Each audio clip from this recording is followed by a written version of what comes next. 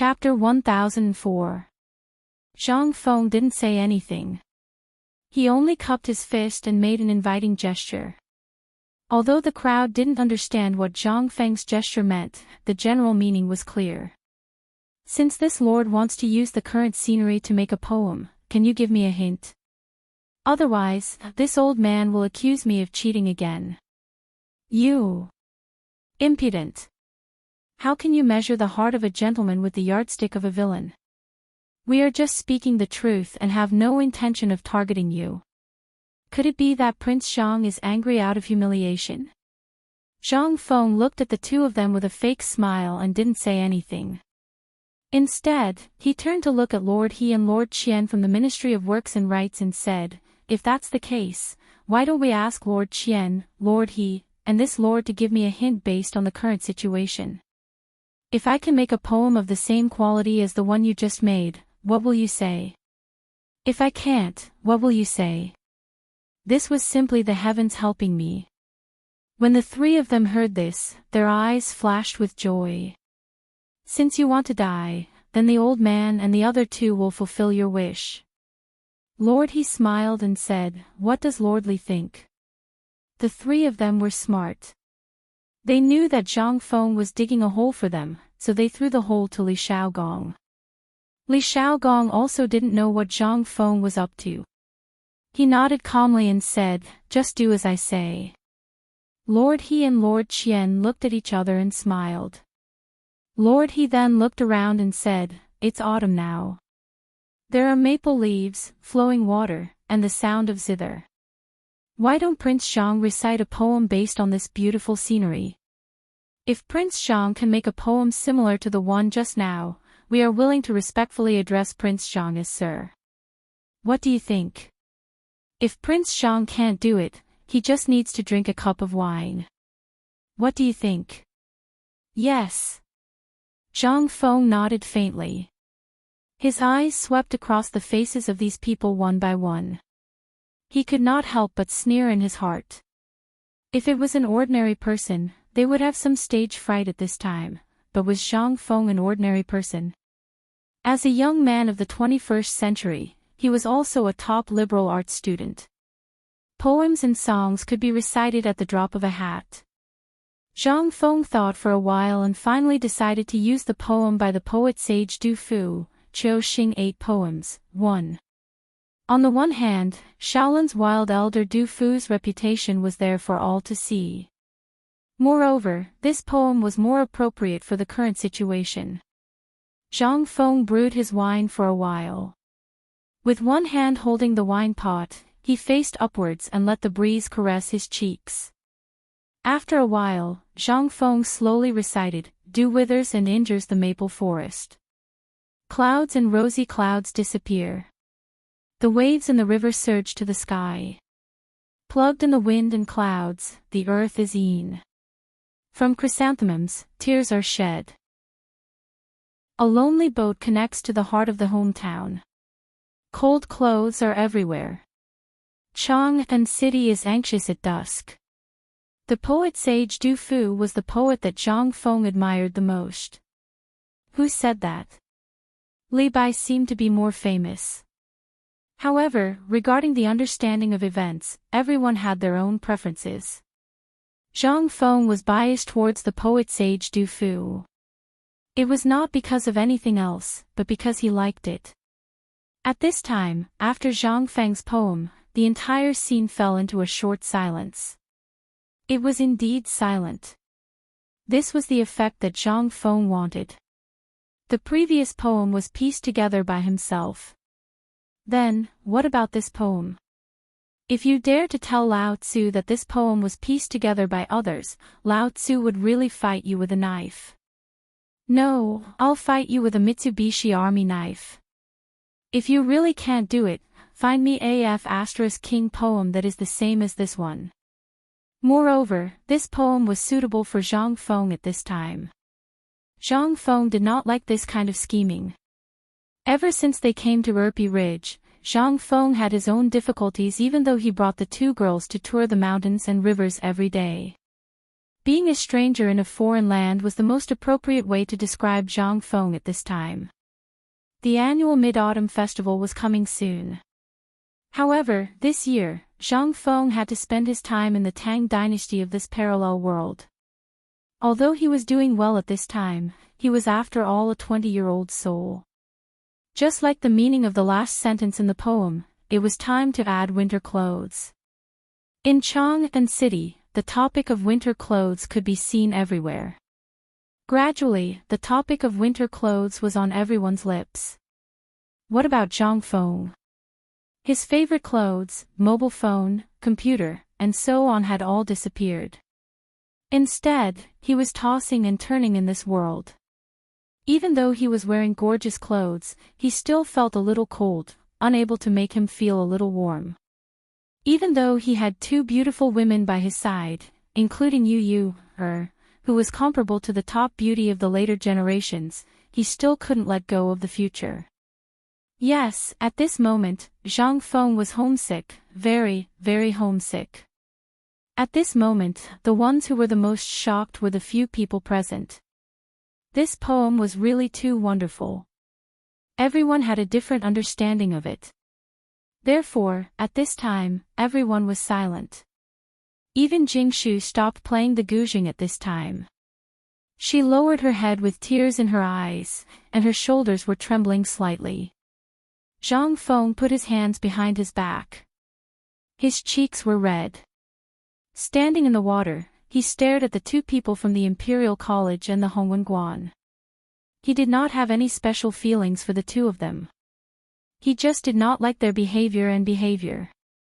Even then, Lu Sun's expectations and optimism were still in the Shandong aristocratic family. Zhang Feng was no different from competing with them for something. Zhang Feng wanted very simple, that was, to live the life he wanted. Chapter 1005. But in reality, Zhang Feng didn't take the initiative to provoke these people, but these people wanted to compare themselves with Zhang Feng. At this moment, Qing Yaojin stared coldly at Lu Hongwen and Ouyang Kai and said, "Earlier, old man heard someone mention the mid-autumn hunt in Chang'an City. Originally, old man didn't want to get involved in this matter. After all, I believe that Zhang Feng can deal with this matter. However, old man really can't stand the way some people are doing things. This mid-autumn hunt is supposed to be passed on to the deans of the various academies 1 month before the start of the mid-autumn hunt. Why did it only reach Zhang Feng a few days before the start of the mid-autumn hunt? Do you think that Zhang Feng is easy to bully?" While speaking, Qing Yaojin's eyes flashed with a cold light as he stared at the three people from the Ministry of Works and Rights. The three of them suddenly trembled. Only then did they remember that this was Qing Yaojin, the great devil of chaos. If they provoked him and this person killed them here, they would die in vain. A thin layer of cold sweat involuntarily appeared on the faces of the 5 people. At this moment, Qing Yaojin's words were somewhat inappropriate, especially in such a delicate situation. It seemed abnormally unreasonable. This meant that the matter between Zhang Feng and the Imperial College's Hongwen Guan and the Ministry of Works and Rights was officially out in the open. Although everyone knew that there was a problem, there was still room for reconciliation if they didn't fall out. But now, there was still no room for reconciliation. When Lord He of the Ministry of Works heard this, he looked slightly displeased. He looked at Qing Yaojin and said, "There are indeed some aspects of this matter that are lacking in consideration, but we are just following the rules. Logically speaking, Chang'an University and White Deer College are not qualified to participate in this year's mid-autumn hunt. It's only because of Prince Shang's previous actions of providing relief to the disaster victims that we decided to inform you at the last minute that Prince Shang will participate in this year's Prince Shang. This is all recorded in the laws of the Tang Dynasty. If you feel that it's inappropriate, you can report us to Lord Li. But Lord Li, you should be clear about this matter." Lord Qian of the Ministry of Appointments secretly glanced at Li Shaogong. When he saw that Li Shaogong didn't say anything, he mustered up his courage and said, "That's right. Lord He is right about this matter. The laws of the Ministry of Appointments clearly state that academies that have been established for less than a year are not qualified to participate in the Mid-Autumn Hunt. On one hand, it's because the academy has just been established and many things haven't been sorted out properly. As far as we know, White Deer College is still in the construction stage, so... Zhang Feng's eyes were fixed on Lu Hongwen and Ouyang Kai. He saw some panic in their eyes, but Zhang Feng didn't understand what they were thinking. Lu Hongwen imitated Zhang Feng and opened the cork of the wine pot. He drank all the wine in the pot in one gulp. Then, he stared at Zhang Feng with a red face and roared, "Why? Since the establishment of the Imperial College, we have relied on our true abilities and fought our way up bit by bit.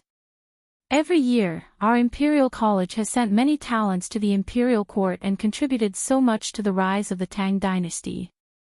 Who knows or cares about this? Why did you, Zhang Feng, receive His Majesty's favor and even receive His Majesty's Imperial Edict before your college was established? Was it only because of your 20,000 dan of grain and your poems? Although we don't have Prince Zhang's courage and wild ideas like Prince Zhang's, we have always adhered to the teachings of Confucius. We are cautious and conscientious. We don't dare to be careless. That's why we have what we have today. What about you, Zhang Feng?" Zhang Feng saw a trace of determination in the eyes of the Dean of the Imperial College. He also saw his determination to cut off all his escape routes. Zhang Feng suddenly felt a jolt in his heart. He felt some kind of danger that he hadn't been aware of before was slowly approaching him. He couldn't help but feel a little tipsy. He suddenly turned around and stood up. His eyes were searching for something in the bushes by the river. Sure enough, after a while, the bushes on the other side of the river swayed slightly. Zhang Feng also faintly saw a person flash by. Although Zhang Feng didn't see clearly who it was, who else could appear here other than Taiyuan Wang clan? Taiyuan Wang clan. The Guanlong group had been beaten up by him several times. They knew to tuck their tails between their legs and behave themselves. But what about Taiyuan Wang clan? I, Zhang Feng, only want to do my own thing peacefully. I don't want to be enemies with anyone. But you, Wang clan, have to be the first to stand out and compete with me.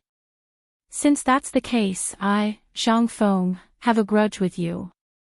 The debate ended in a hurry. It ended in a hurry, just like how it started in a hurry. It was mainly because of the appearance of this mysterious person that the conflict between Zhang Feng and Hongwen Guan Imperial College was temporarily put aside. The result was self-evident. Qing Yaojin's words, the Imperial College, Hongwen Guan's words, and the sudden appearance of this person. This made Li Xiaogong extremely angry. The result was no longer important. What was important was that they had already shed all pretense of cordiality. Since they had shed all pretense of cordiality, they naturally had to find the real culprit behind the scenes. Although Hongwen Guan and Imperial College were basically controlled by those big families at this time, they were still important institutions of the country. So under normal circumstances, they wouldn't touch them if they could. But the person who popped up was indeed a perfect scapegoat for these guys. With Li Xiaogong's and Qing Yaojin's tempers, how could they let him go? Chapter 1006.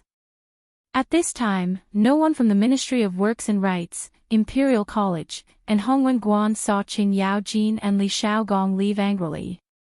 Naturally, they also saw the person who just flashed and disappeared. They could not help but think quickly in their minds about who exactly appeared here at this time. At the same time, they secretly breathed a sigh of relief. The sudden appearance of this mysterious person was really timely. Otherwise, who knew what would happen at this time? Zhang Feng was too lazy to think so much. After all, they had already made arrangements before. Since these people dared to appear at this time, it proved that these people had already prepared for the worst. Zhang Feng did not care. After all, he had the Mitsubishi military knife in hand, and old Nyozi who had been paying attention to these people's whereabouts. In the dark, he was not afraid of these people. Moreover, he was now an official of the imperial court. And Li Shaogong, the great god, was by his side. Naturally, there would be a tall person to stand up for him. The debate ended abruptly. Chen Chumo and the others' debate was still going on. The debate was actually very simple. That was, if words did not work, they would use force. The so-called force was actually the rugby that Zhang Feng had prepared for a long time before. It was also an activity that the academy had reported in advance. As long as he could make the other party shut up and admit defeat, then as long as it was not that kind of underhanded method, it would basically be allowed. The rugby matter came too quickly. Therefore, at this time, Zhang Feng had already changed the rugby to Kuju. However, he had changed into a rugby iron protective suit. If you dare to touch it, come on, Lao Tzu will stand here and let you hit it. As long as you can break this armor, it's my loss. At this time, when Zhang Feng and the 5 people who had a lot on their minds returned to the camp, the Kuju had already started. In the field, Li Qingqian and the others attracted a lot of attention. Their visual impact of the equipment, in addition to the previous warning from Qing Chumo and the others, these people were just going through the motions. After all, the expressions on their faces when they returned explained everything. The 3 people from the Ministry of Works and Rights, Lu Hongwen, and Ouyang Kai absent-mindedly stopped the competition. There was no way for the competition to continue. The score was simply unbearable to watch. It was as if this was a one-man show for Qing Chumo and the others. If this group of bastards continued to perform, the students from both families would probably all run away. What the 5 of them were most worried about was Zhang Feng's revenge, as well as the fact that the captured person might confess something or get caught. With Li Xiaogong's methods, it would be easy for them to get something out of that person's mouth. Therefore, at this moment, it would be best if they could end this as soon as possible and spread the news back. As for the result, it was no longer important. As long as they could maintain the position that the family had spent a lot of money to obtain, it would be fine. In less than 3 years, the 5 of them would be able to rise again. Kuju was basically not worth watching. Zhang Feng knew the result without even looking. However, Zhang Feng's novel method, coupled with the ability that Zhang Feng had displayed and Li Xiaogong's unyielding method, made the 5 of them restrain themselves a little. At the very least, when they looked at Zhang Feng, they were no longer so full of thorns. After all, they knew what they were doing. If they really angered Li Xiaogong, even if he killed them in court, their families wouldn't say a word for them. After all, they were only outer sect disciples. Kuju was not troublesome. After 2 days of competition, it was time to announce the results. After all, it would be strange if the people from White Deer College, who were wearing protective equipment, did not win the championship. Lord He chuckled as he announced the perfect end of the mid-autumn hunt. White Deer College and Chang and University had won the championship. Lord He waved his hand and said, "Next, let us admire the never-before-seen rugby that Lord Zhang reported to our department." This time, it was time for the one-man show between White Deer College and Chang and University. As soon as the rugby ball was played, it instantly caused a burst of exclamations. Even the Ministry of Works, the Ministry of Rights, and the 2 deans joined in the discussion. They wanted to get some training methods from Zhang Feng. After all, these things were important. Once they were realized, it would be beneficial to the reputation of the academy, the reputation of the 3 departments, and the promotion in the future. After completing the one-man show, Zhang Feng chuckled and cupped his fists at the 5 people. "Sirs, would the 2 deans do me the honor of visiting my Kun Mountain? After all, Lantian County is not far from my White Deer College. It's only a day's journey." At this time, no one's mind was filled with the spectacular scene of the football game that Zhang Feng had arranged before. Seeing Zhang Feng's invitation, how could they have any reason to refuse? Even if Zhang Feng did not invite them, they would probably pester him to go up Shao Mountain to take a look. Most importantly, they wanted to see how Shao Mountain looked like. The name of the White Deer Institute had been spreading like wildfire in Chang'an City for a month or so. Every commoner would often talk about the White Deer Institute. They were also very curious about the White Deer Institute. Previously, there had been some estrangement between the two of them, but now, Zhang Feng didn't seem to mind. Now that he had sent out another invitation, if they continued to go down, it might not be the scapegoat's turn to be unlucky, but they would be the first to suffer. Seeing that the matter was settled, Zhang Feng waved his hand and said, "Quickly return to the college and report this matter. I will accompany the 2 deans and the 3 sirs. I will be there soon." Hearing this, Qing Chumo did not dare to delay. He snatched a horse from Li Xiaogong's subordinate and ran away. He looked at Zhang Feng and his mouth twitched. Damn it! You should have waited for us to leave before doing such a stupid thing. How could Lao Tzu show his face now? Chapter 1007. The next morning, the sky was still dark. But at this moment, the White Deer Academy was excessively quiet. The construction site that was originally under construction had stopped at an unknown time. Other than the cement kiln, lime kiln, brick kiln, and tile kiln, which were still burning firewood and emitting thick smoke, there were only a few birds chirping in the air. They seemed to be imitating the White Deer College students who lined up in the air and played happily. Yu Shernan and the others stood at the entrance of White Deer College. No one knew how long they had been standing there. Behind them, more than 2,000 students of White Deer College stood upright. After a few days of preparation, White Deer College had basically swept through all the clothing stores and textile workshops in Chang'an. However, they could only roughly make these students wear clothes that looked similar. They were called school uniforms. White Deer College's school uniform was mainly sky blue. The upper body was white like the clouds in the sky. The lower body gradually turned sky blue. When it reached the hem of the robe, it turned dark blue.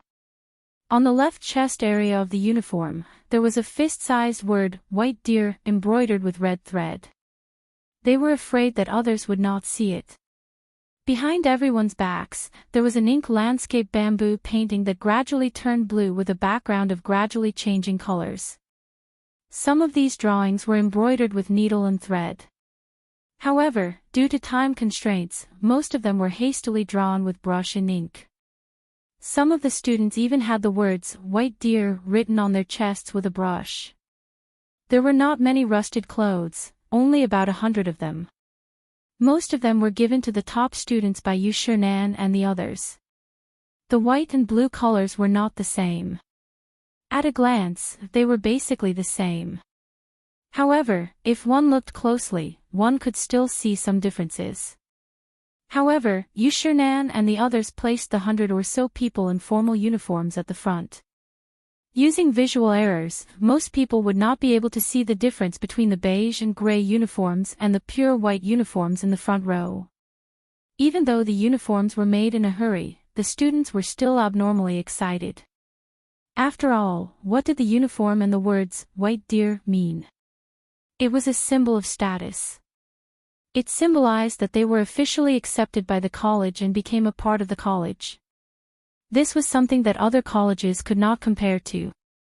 If they went out wearing this uniform, they would not need to spend any money to eat and stay in Chang'an City. They knew that White Deer College had properties in Chang'an City as well as various benefits. At this moment, at the mountain gate, Ouyang Sun frowned slightly as he looked down the mountain. Then, he looked at the students behind him and asked, Bo Shi, why don't we let the students run first? Or do exercises early? It's early. If Feng and the others could come back, the news. Ouyang Sun was a very rule-abiding person. This time, it was the time for morning exercises. Yushernan looked at the excited students behind him and frowned slightly. He waved at Chinchumo and said, "Did you ask when they will arrive?" Chinchumo was a little uncertain. After hesitating for a moment, he said, "Probably soon." "Why don't I send someone down?" "Forget it, I'll go down and take a look myself." "Okay." Yushernan nodded. Chinchumo heard this. He hurriedly rode down the mountain. After Chumo left, Yushernan waved his hand and said, "Xian Wanli." Xian Wanli, who was standing in front of the crowd, stood straight.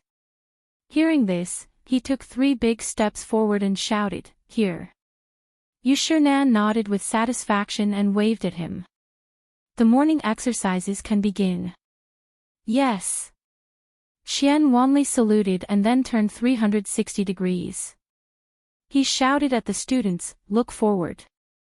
Be at ease. Attention. The 8th set of radio gymnastics starts now." In the market at the foot of the mountain. The market was very lively at this time. It was not because the morning market had started. The people here were not so diligent. After all, there was no business at this time. It took at least 2 hours to come to Shao Mountain from Chang and City. Who would come here to buy things so early? The crowd only heard that Zhang Feng was going to bring the officials of the Ministry of Works and Rights to visit the academy, as well as the famous Imperial College and Hongwenguan academies in Chang and City. They were all going to visit White Deer College. Everyone was happy. After all, this was Zhang Feng's academy. It was a place that could compete with the Imperial College. Most of the people here had made a fortune by relying on Zhang Feng.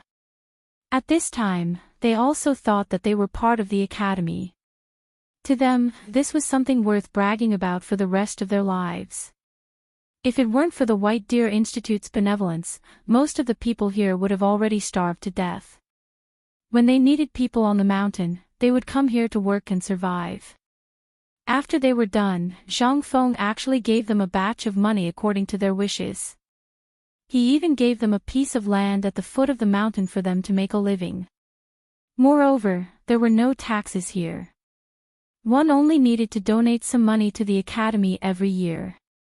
Principal Zhang even said that it depended on the individual situation. 1 copper coin was fine, and he wouldn't mind even if it was 10,000 strings of string of coins. How could there be such a good person in the world?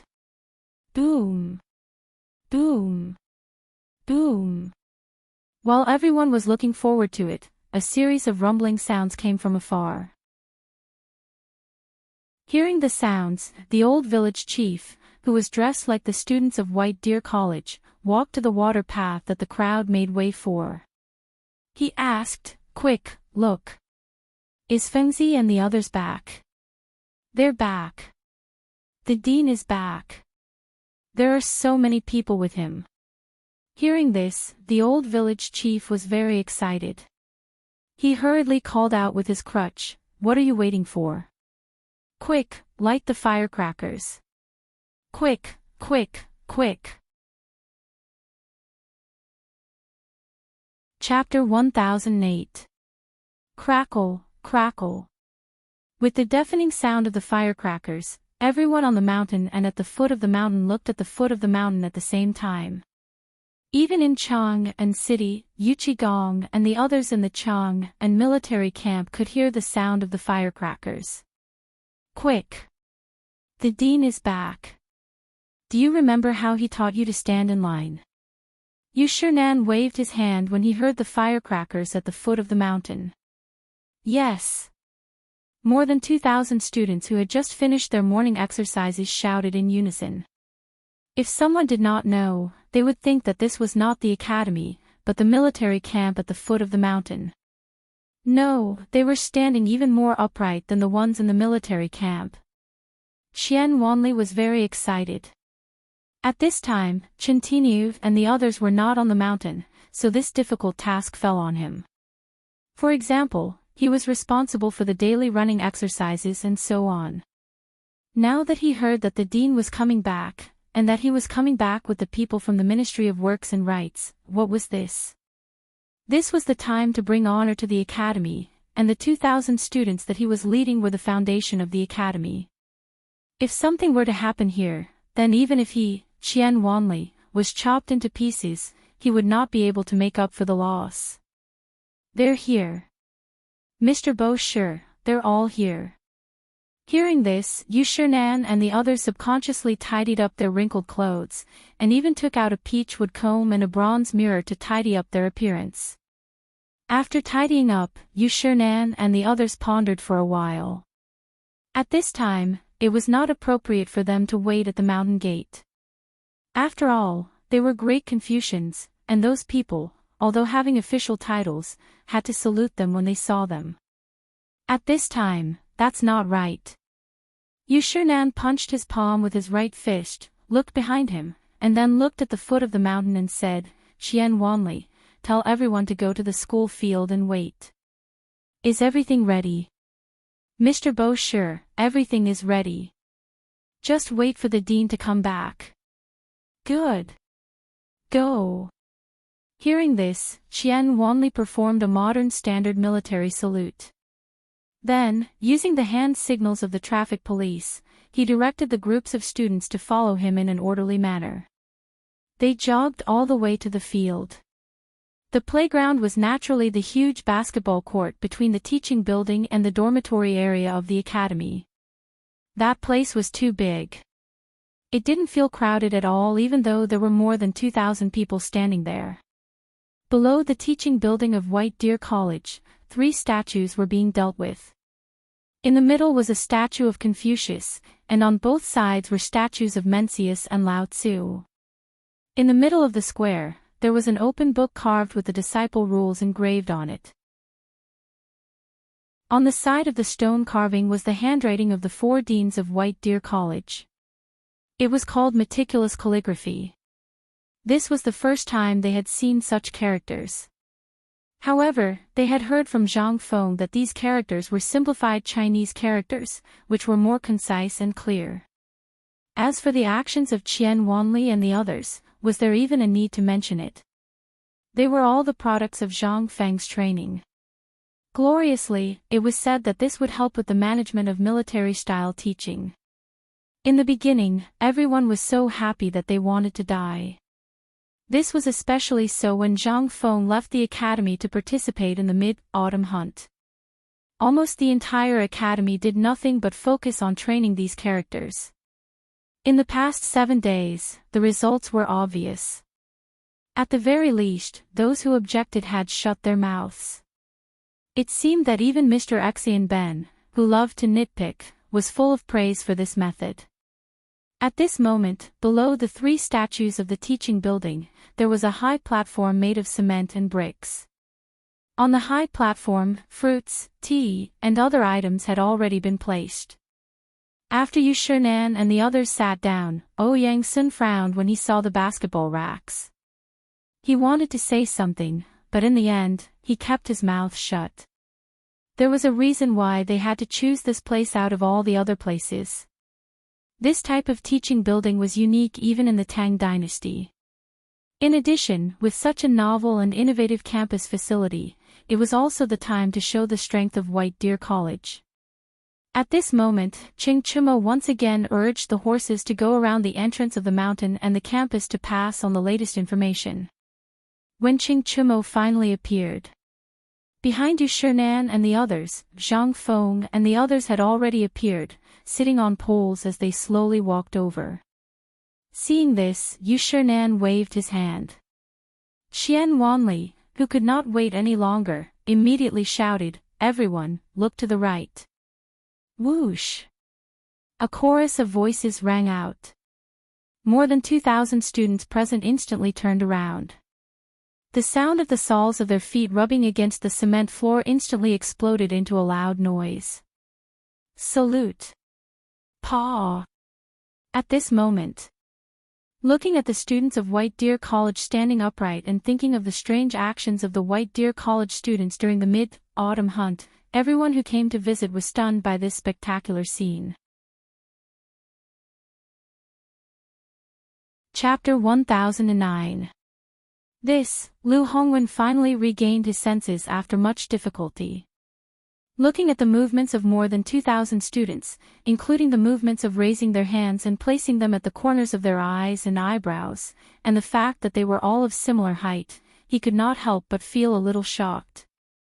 Thinking about it, as the top institution of learning in the Tang Dynasty, how many students did the Imperial College have? Putting aside the fact that these more than 2,000 people were trained for a short period of time, just this feat alone was enough to make people admire them. His Imperial College had less than 200 people in total, and all of them had high standards. Even if he, Lu Hongwen, had to wait for 2 hours to give them a lecture personally. But here. Yu Shinan waved his hand. The person who looked like a student roared. These people all made the same choice at the same time. What the hell? It was simply. Zhang Feng smiled slightly and gestured for the sedan bearers to lower the poles. He returned a military salute to Qian Wanli and shouted loudly, "Students, you've worked hard. Teacher, you've worked hard. You've served the people." Zhang Feng was very satisfied. When he left, he was really not sure if this military-style teaching could achieve any results by the time he returned. Therefore, when he returned to the academy, he asked Shintinyu to report to the academy first. But who would have thought that it would really look like a real thing? Qian Wanli was so excited that the corners of his mouth were trembling. He was so emotional that tears were flashing in his eyes. He shouted somewhat hoarsely, "All the students and teachers, a total of 2,731 people, are all present. Teacher, please inspect them." "Good." Zhang Feng nodded. Then, he turned around and looked at the shocked faces of the few people. He coughed, smiled, and made a gesture of invitation. He said, "Lord Qian, Lord He, Lord Sun, Dean Liu, and Dean Ouyang, would you do me the honor of giving us a lecture?" It was only at this point that the 5 people reacted. Lecture?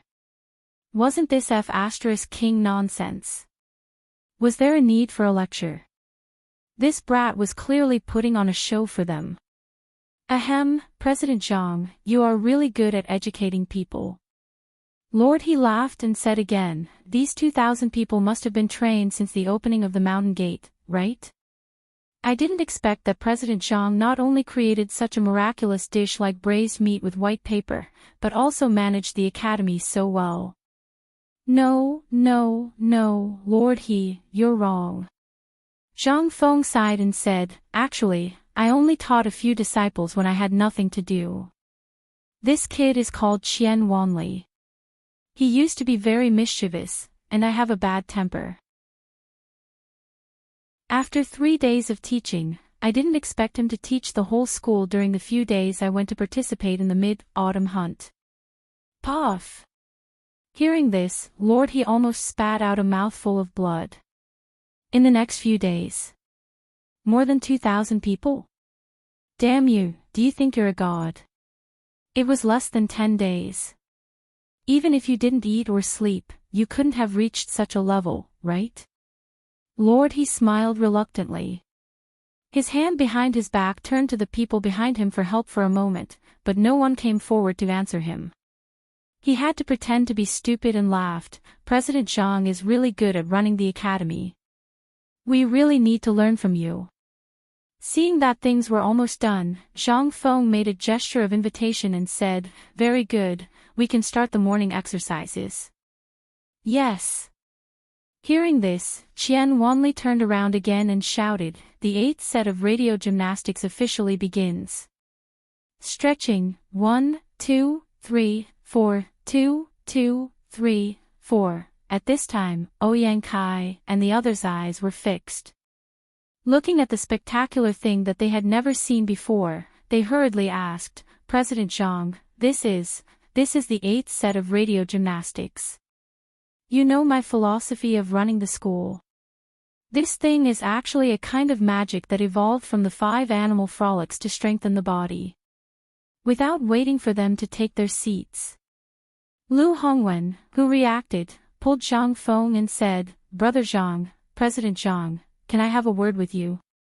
At this time, they had already walked in front of Yu Shinan. It was not good for them to say anything. They hurriedly greeted Yu Shinan and the others, and then sat down on both sides with heavy hearts. At this time, Zhang Feng was very comfortable. He winked at Yu Shinan and the others, and they couldn't help laughing heartily.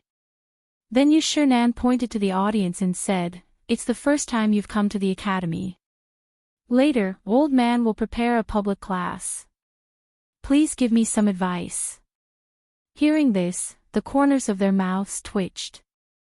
Ouyang Kai and the others could only pretend that they didn't hear it. The more they watched the morning exercises, the more excited they became. It was as if what they were watching was not morning exercises, but the magnificent feat of the Imperial College in front of the Emperor. It was as if they would be promoted in the next moment, after the 3 sets of radio gymnastics. Qian Wanli saluted again and said, "Reporting to the Dean, the 8th set of radio gymnastics has finished.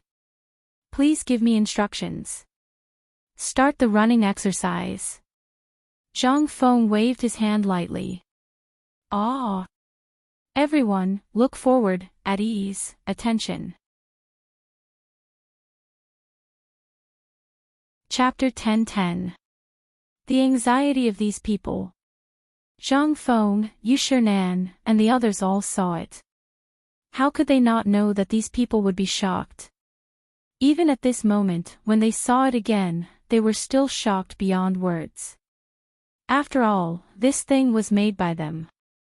At the same time, Yu Shinan was well aware of what would happen if word of this got out. He did not need to think to know the content of the conversation between the people from the Imperial College and Zhang Feng. These people were definitely asking Zhang Feng for the method, but Zhang Feng did not agree.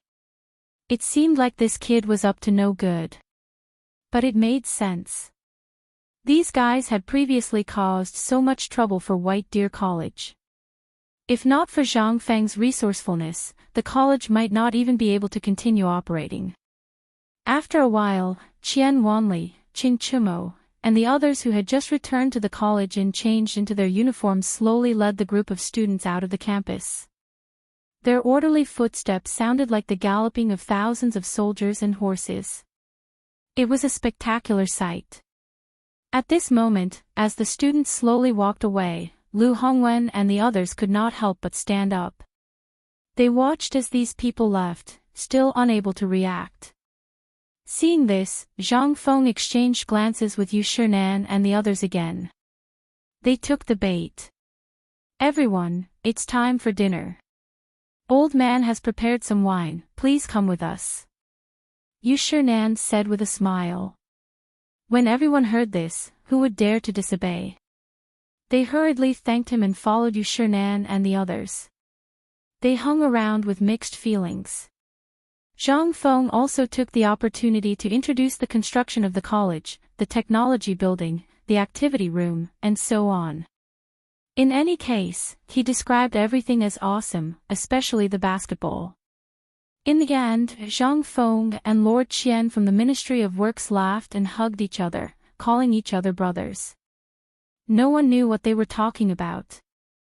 Although Ouyang Sun did not like it and felt that it was a disgrace to the educated.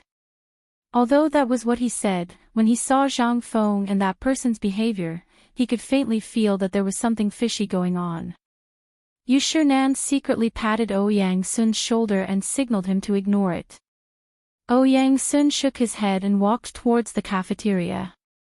The most important place in the White Deer Academy, other than the confidential information room and the teacher's office, would be the canteen.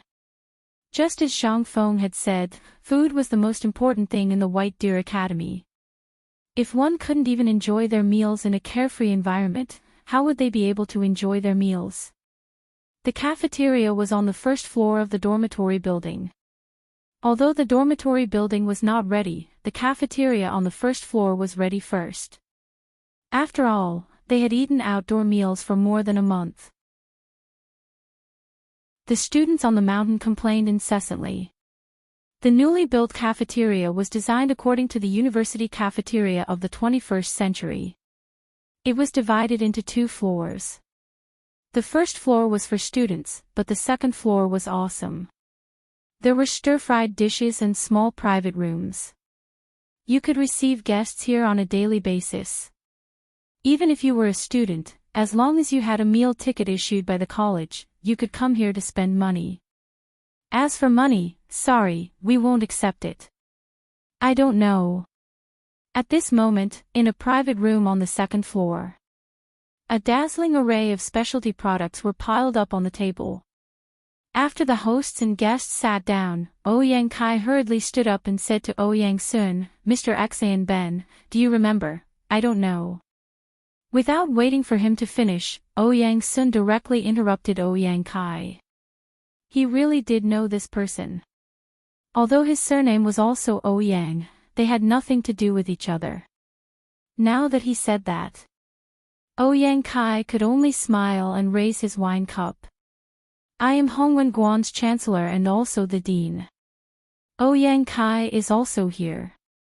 Today's visit was a little rushed. Another day, I will bring gifts to apologize. I hope the 4 teachers can forgive me. Ouyang Sun ignored him and continued to drink. Seeing this, Chu Suiliang laughed and raised his wine cup. Today, White Deer College did not take care of you well.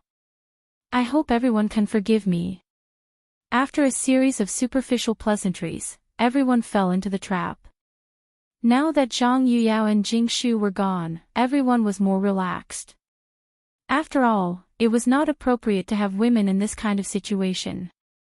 After 3 rounds of wine and 5 dishes, especially the pig feast on the table, as well as the 3 beggars' chickens and the big geese, everyone had a rich aftertaste. After the meal, it was time to talk about business. Lord He glanced around and then discussed something with Lord Qian and another official from the Ministry of Rights whose name he did not know, as well as Lu Hongwen and Ouyang Kai. At this moment, Yu Shinan said faintly, since you still have things to talk about, old man and the others will not disturb you. As for other things, the old man and the others can't make the decision. Therefore, everything depends on President Zhang's decision. While speaking, Yu Shinan and the others slowly walked out of the private room with their hands behind their backs. Until now, Ouyang Kai and the others were completely relaxed. They looked at each other and raised their wine glasses, saying, President Zhang, Brother Zhang, we don't know each other until we fight. Now there are only 4 academies in Chang'an City. We should be united and fight for the rise of the Tang Dynasty together. After the 2 of them spoke a lot of nonsense passionately, the atmosphere changed. Their faces turned bitter as they said, but after seeing Brother Zhang's academy and thinking about our academy, it's just like, alas. Brother Zhang, let's not beat around the bush. We also know that you like to be straightforward. In this case, let's be frank. Can you give up these things of your academy? Hearing this, Zhang Feng cracked his mouth and smiled. It's reasonable to say that all academies in the world are descendants of Confucius and Mencius. But as you have seen, my academy is small, and I'm suffering here. Chapter 10-11. Hearing this, the 5 of them couldn't help but be vigilant. But they also saw this thing, and it was indeed the academy. Whether it was the dining hall that was brighter than their extra bedroom, the unconventional teaching building, or the cement, all of them were things that they coveted. But now, although they knew that Zhang Feng didn't have any good intentions, and they had targeted Zhang Feng before, it would be strange if Zhang Feng didn't take revenge on them. However, since they had already spoken, they were prepared to be cheated. As long as they got these skills, no matter how much they were cheated, they believed that their master would bear it and give them a big credit. This was the reason why they were prepared to speak this time. Their families had huge industrial chains, and if they could get the materials used by Zhang Feng to build the academy, this unique building method, and this method of training students, even if Zhang Feng wanted their official positions, they would immediately give them up if they could get their hands on it. After thinking all this through, Lord He and Zhongtian of the Ministry of Personnel looked at Zhang Feng, who had been poor all this time, and said, "Prince Zhang, I think you don't know that we are the children of the 8 big families in Guanlong. I think you also know this. I admit that we did have some estrangement and misunderstanding before, but in this world, there are no eternal conflicts, only eternal interests." Zhang Feng knew that these people would say this. On the way to the dining hall just now, the official surnamed Xian was fooled. At this time, he was still thinking about the basketball that could prolong people's life and the formula of the bone-strengthening powder. Seeing that Lord He was talking, how could Lord Qian sit still? He hurriedly got up and said, "Brother Zhang Feng, I am not talented. This time, I am prepared to offer 50,000 taels of gold to buy the formula of the bone-strengthening powder. What do you think? As for the rest of the things, as long as I can afford it, as long as you say it, even if it is my life, I will give it to you. I have a lot of properties in Chang'an City, about 73 in total. Although most of them are my family's properties, the deeds of these properties are in the hands of someone before me. Also, there are thousands of acres of fertile land outside Chang'an City. In Liang Province, they are all my properties." Lord Qian talked about his background in a roundabout way, but as for whether he was telling the truth or not, only God knew. However, when Zhang Feng carefully observed their faces, he found that even though Qian Jinbao's words were enough to shock Zhang Feng, these people still didn't bat an eyelid, as if they were used to it. At this time, Zhang Feng really realized the horror of these big families. If he didn't count, he wouldn't have known, but now that he did, the great Tang was basically a mere figurehead. At this time, if he really went to war with them, Zhang Feng couldn't help but feel a little worried. After all, at this time, Old Ox and the others had already gone to chase the mysterious man. If they really went to war, then the matter would be completely serious. Especially the one in the palace, sending Li Xiaogong out to hold the fort at this time was enough to explain a lot of problems. In case that one made up his mind and decided to completely go against these big families, then the consequences were obvious. No matter how many new tricks he came up with, he would only follow in the footsteps of Yang Guang of the Sui dynasty. Zhang Feng sighed and said with a wry smile, "Old Qian, you really scared me. I have seen rich people, but I never thought that you were hiding so deeply." Zhang Feng waved his hand and said, "Well, I know everything about you. We did have some misunderstandings before. As old he said, there is no lasting hatred in the world, only eternal interests. I, Zhang Feng, opened the academy for fame and profit. What else can I do besides that? But now you have said so much in one breath. I can't take it. How about this? Let me think about it. You don't have to leave today. You can stay on my mountain and let your students have in-depth experiences and exchanges with my academy's students on the mountain. What do you think?" Lu Hongwen and Ouyang Kai heard this and their eyelids couldn't help but twitch fiercely. If Zhang Feng hadn't mentioned it at this time, they really would have forgotten about it. To be honest, the environment on the mountain made even the few of them have the urge to not walk, let alone the students. Seeing that Zhang Feng wanted to calm down. At the same time, they urgently needed to send all their students back to the academy. Moreover, they knew that this kid must have never seen so much money. Everyone pondered for a while, then nodded heavily and said, "Since that's the case, let's talk again tomorrow at this time. How about it?" "Sure." Zhang Feng heard this and nodded quickly.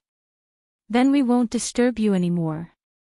Let's walk around the mountain and experience the scenery of White Deer College, okay?" Zhang Feng agreed wholeheartedly. He hurriedly leaned against the window and grabbed 2 passing students to walk around the mountain. Then, he rushed out of the canteen to find Zhang Sun and said hurriedly, "Go down the mountain immediately and hand over Lao Li to me." Tell him that something big has happened. Now, all the matters against those aristocratic families are to be suspended. Chapter 10-12. After Zhang Feng sent these people away with great difficulty, he thought it over and decided that it would be best to send Zhang Yuyao and Jingshu back to the residence. After all, Biyuan was located in one of the 16 royal cities.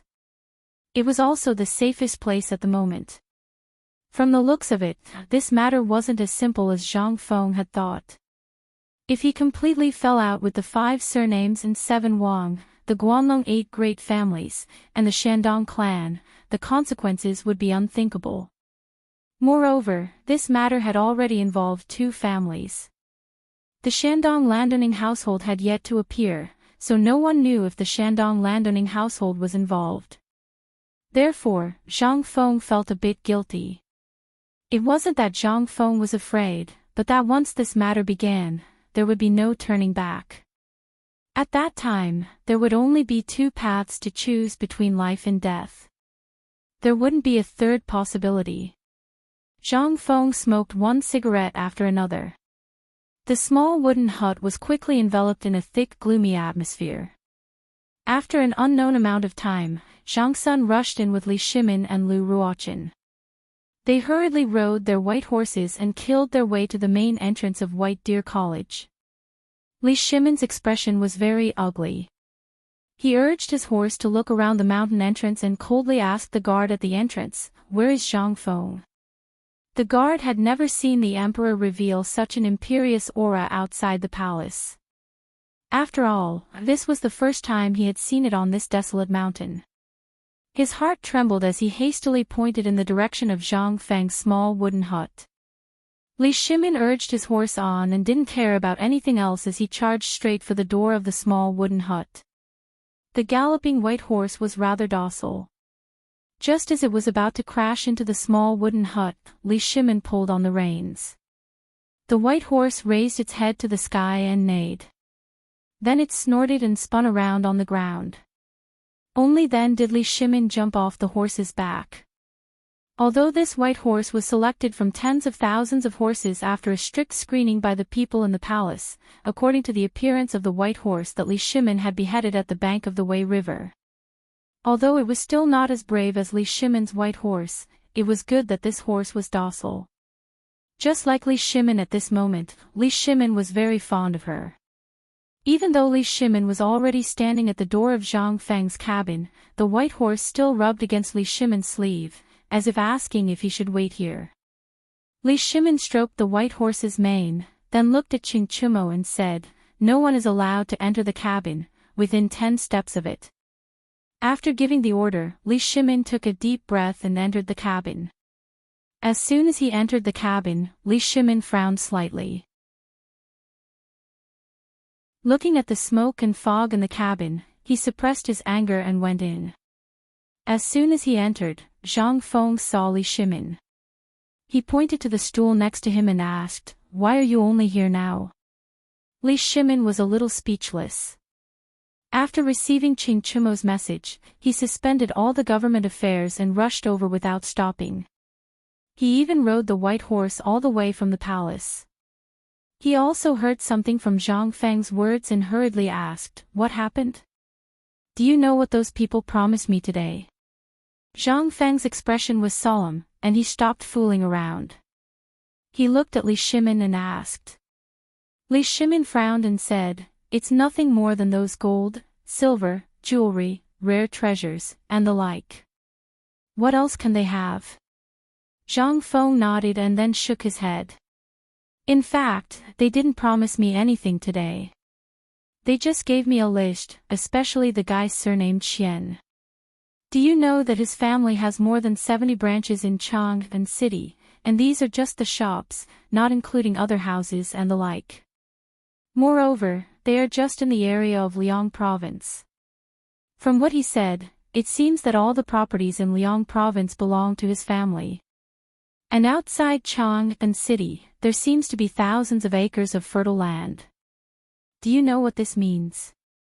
Li Shimin's face couldn't help but become gloomy in an instant. He had been very vigilant about the Guanlong 8 families and the people of the 5 surnames and 7 Wangs. He was so vigilant that he would personally ask about them every time. But even so, he still couldn't imagine that these people actually had so many properties in Cheng and City. If the Guanlong 8 families were like this, then what about the other 7 families? What about the people of the 5 surnames and 7 Wangs? What about the people in Shandong?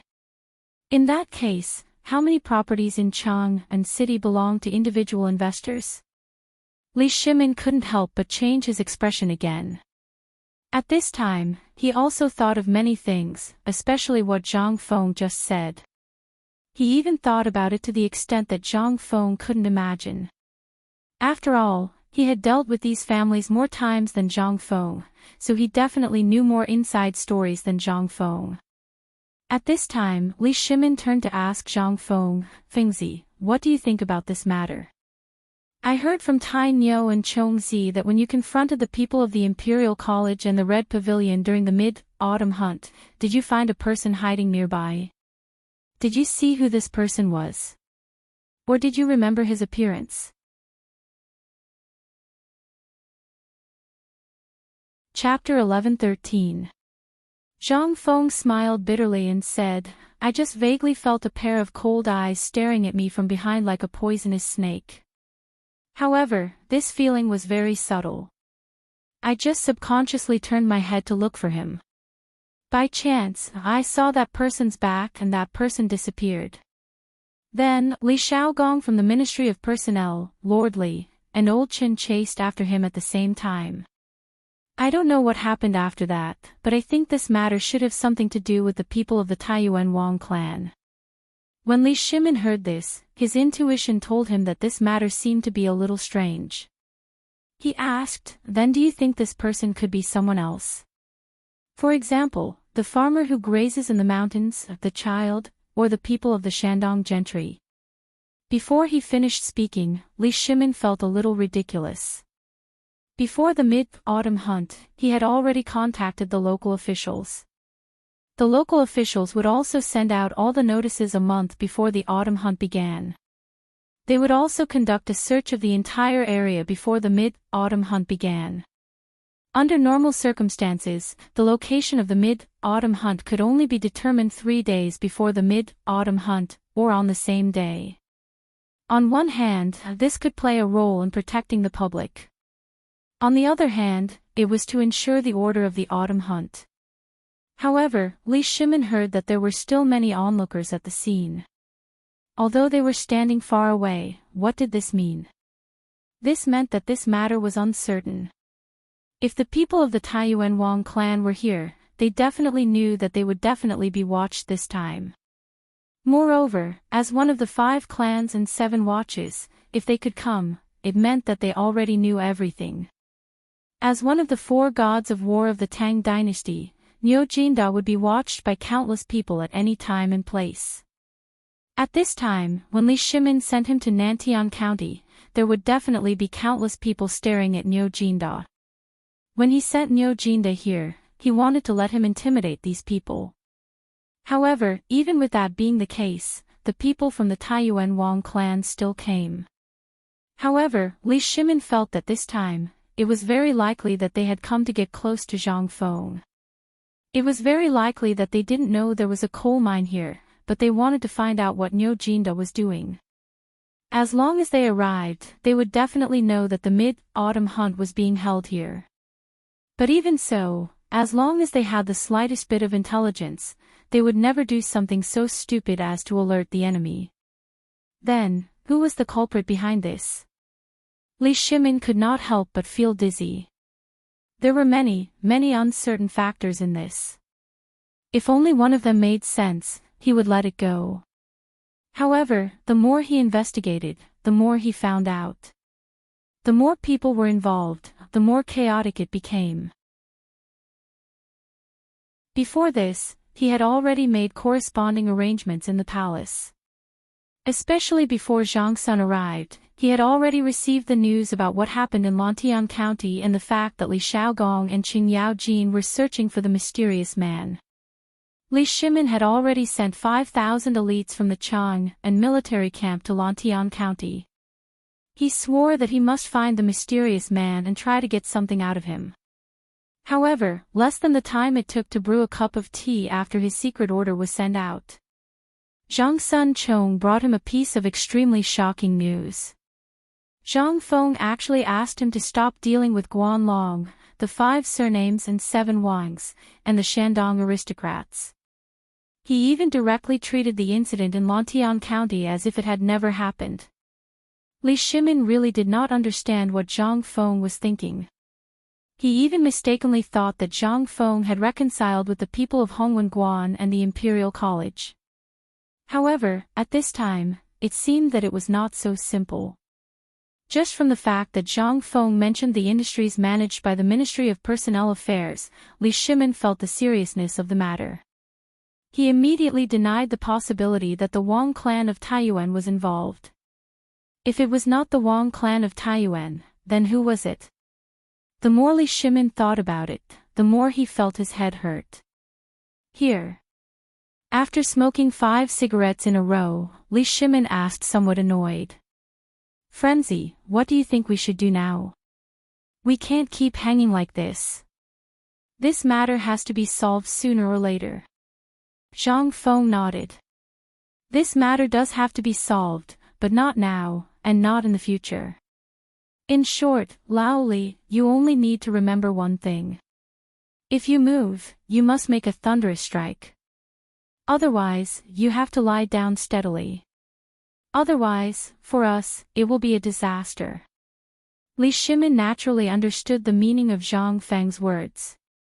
However, could he sit still at this time? The matter against the Guanlong Corporation had actually started long ago. However, because of the 8 waters of Chang'an, these people actually all went into hiding. This gave Li Shimin no excuse to make a move. However, at this time, when he finally found an excuse to make a move, just let them go like this? Li Shimin was not willing to accept this. Zhang Feng also saw Li Shimin's unwillingness. He smiled faintly and said, actually, you should be able to understand that I called you up the mountain today. You should be able to guess that I have already thought of a way to deal with these people. Li Shimin heard this and instantly understood. Hey! You scared me. Since you know, you should have told me earlier. You made me worry for a long time. Tell me, what are your plans? Zhang Feng smiled and said, I don't have any plans. However, I have a brilliant plan now. Now they are not interested in my bone-strengthening powder and my paper-making technique. Anyway, in short, they are interested in all the things that I, Zhang Feng, have made now. Do you think I will let them go easily?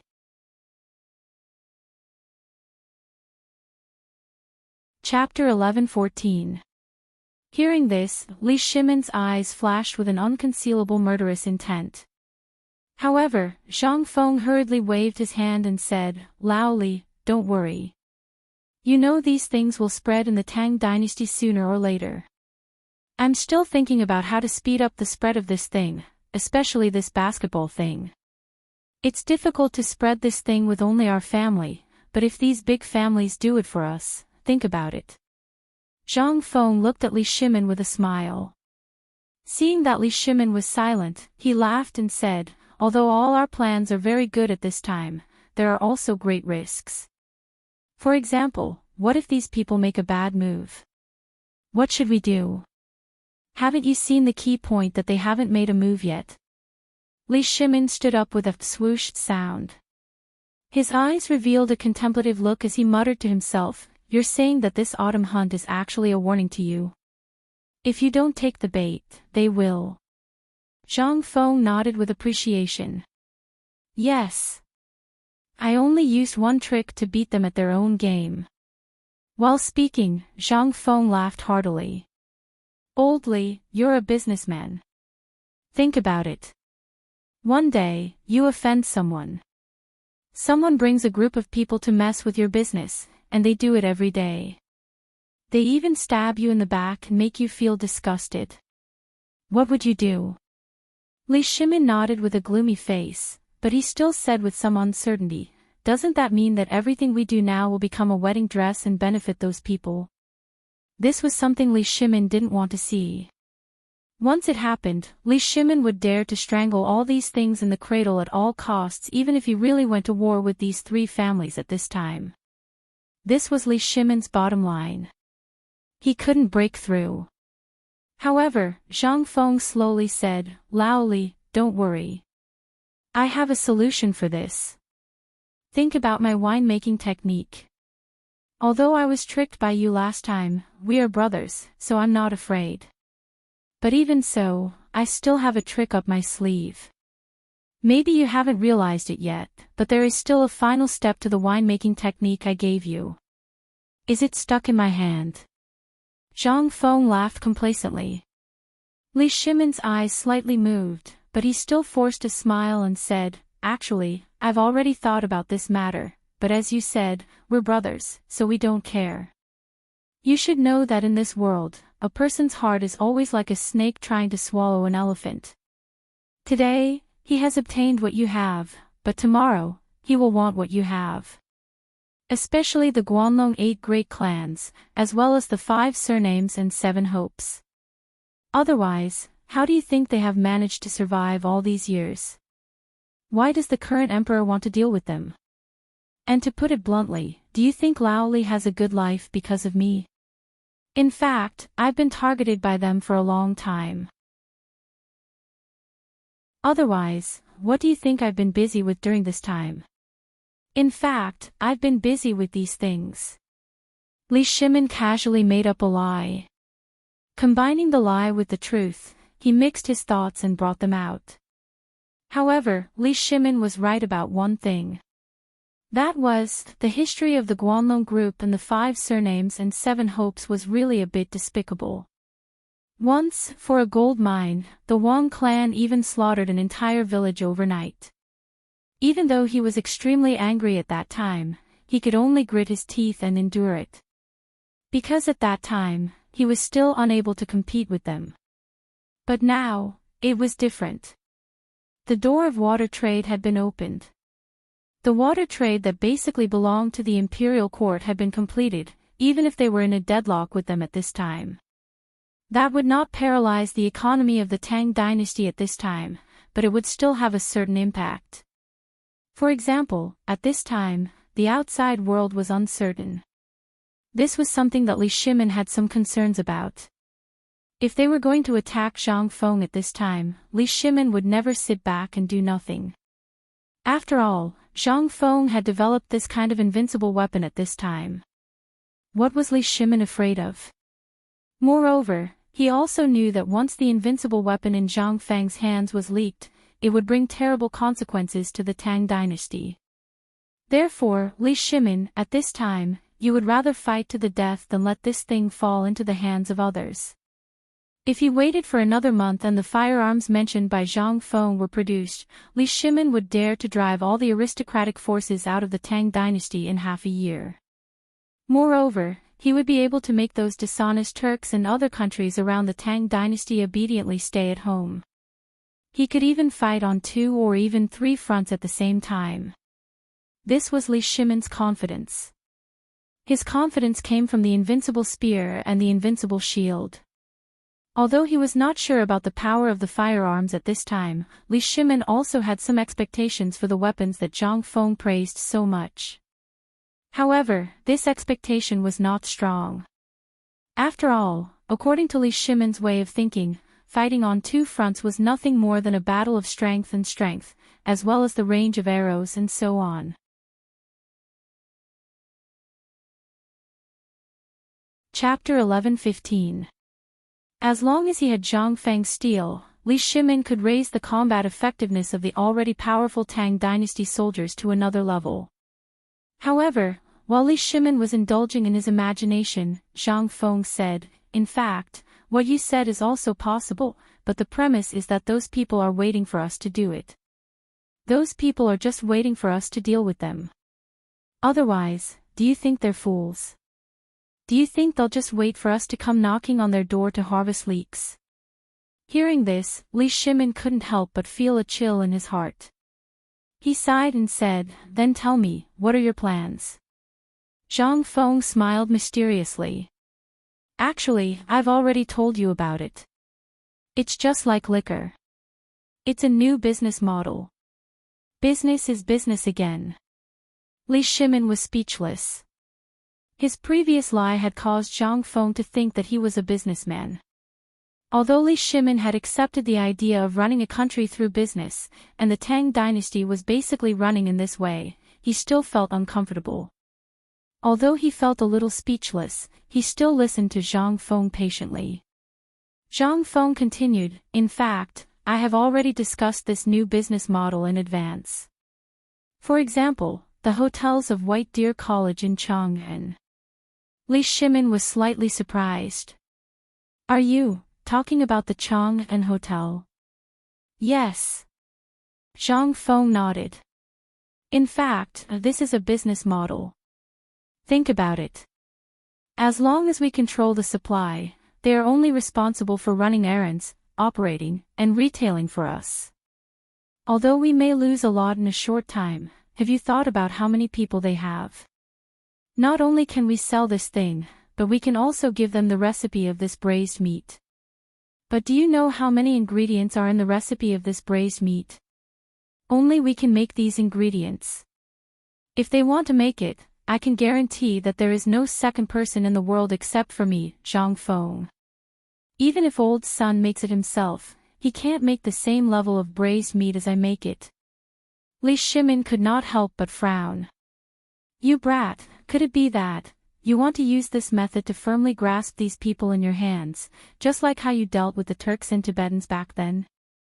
Hearing this, Zhang Feng laughed and said, Old Li, you finally comprehended the Tao. Not bad, not bad. This is my method. What do you think? As long as we always have a piece of meat in our hands, no matter if they are wolves, tigers, leopards, or wild dogs, they will follow us closely.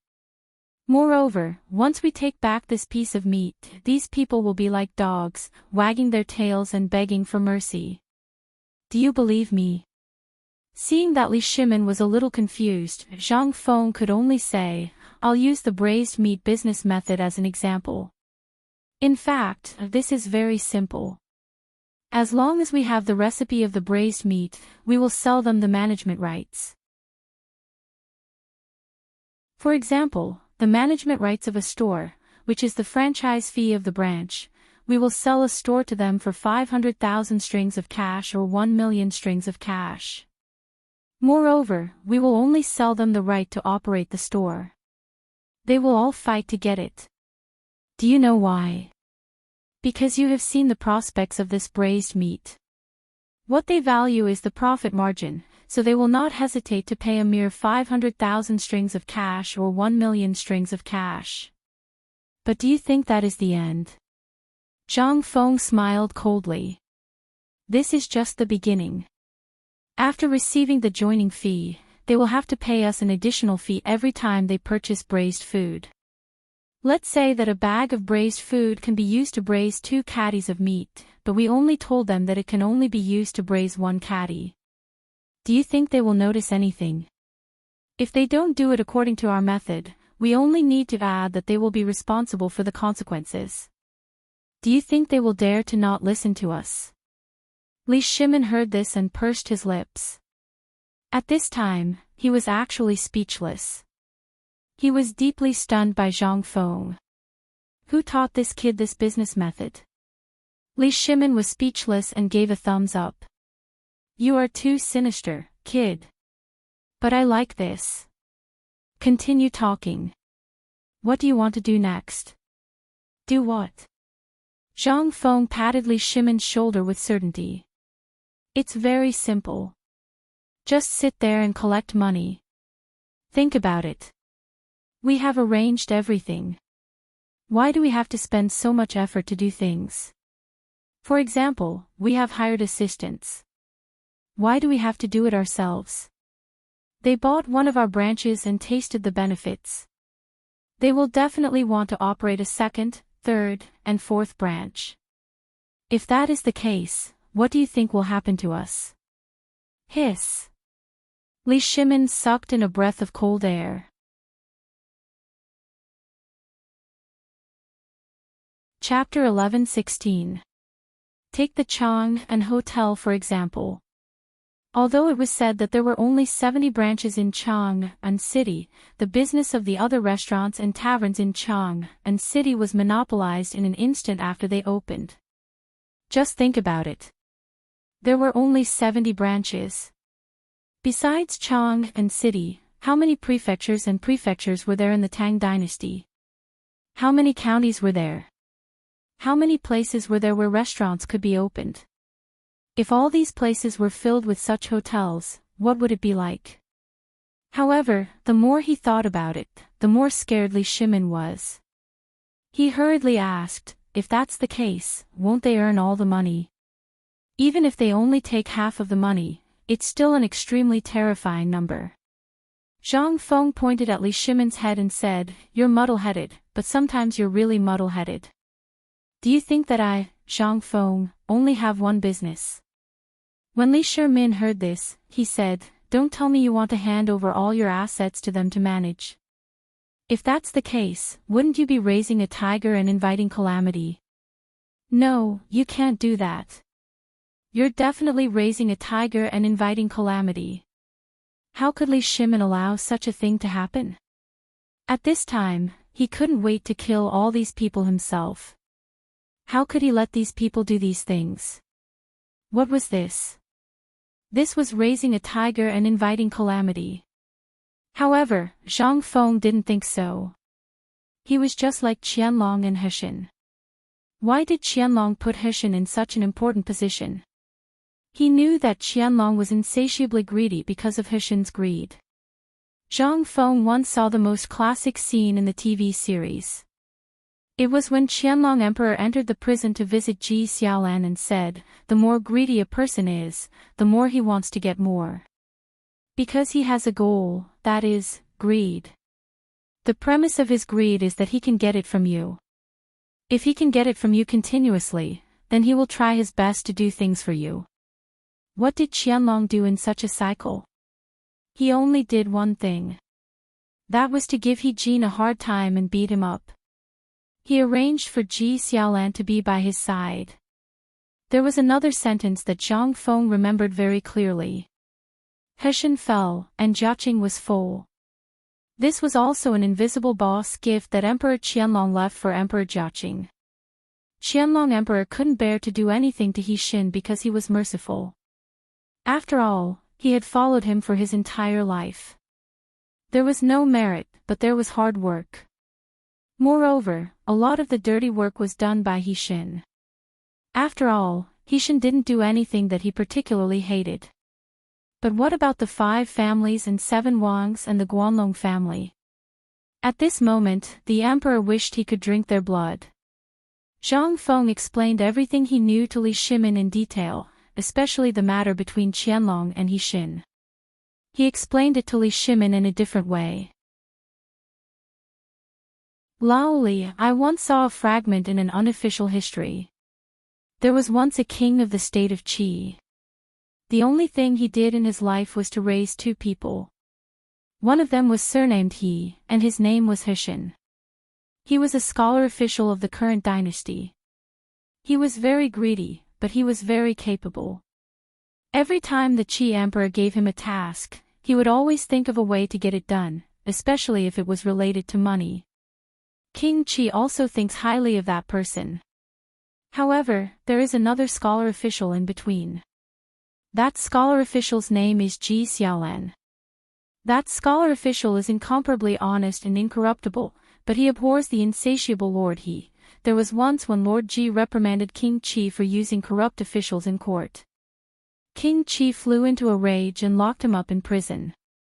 When King Qi visited him in the middle of the night, he said something to Lord Ji, how to write the official title of an official, and the meaning behind it. With Zhang Feng's explanation, Li Shimin finally understood. He couldn't help but think of the policy Zhang Feng had formulated to deal with Tubo. Thinking about it carefully, Li Shimin seemed to have misled him. Li Shimin said with some admiration, "Fortunately, I have you. Otherwise, I really don't know how to resolve this matter. You know, when I was notified, I was almost ready to report this matter to the Lord Zhongsun. I even began to deploy. I took in all the servants in Chang'an and the surrounding industries, as well as the guards I had recently taken in. Almost 2,000 people. I was prepared to capture this mysterious person and the person behind this mysterious person. Thinking about it now, I really did have some impulse." Li Shimin shook his head and smiled bitterly. Zhang Feng laughed and said, "Now do you understand why I'm doing this? In fact, sometimes, the way of business can also be regarded as the way of national policy. Today, Lord Qian told me something. It was also because of this that I was enlightened. He said that there are no eternal enemies in this world, only eternal interests. You know, if we wholeheartedly think about their money, when our textile factory, rubber factory, tin boat, and iron wheelbarrow all start operating, we won't even consider this. In addition, you have seen the new construction methods of White Deer College on Shao Mountain, as well as the cement and other things. Although these things seem to be making a lot of money now, the more their industries expand, the more they will spread out. At that time, they will be more and more involved with us. When that time comes, once you decide to attack them, it will be impossible for them to gather all their forces together."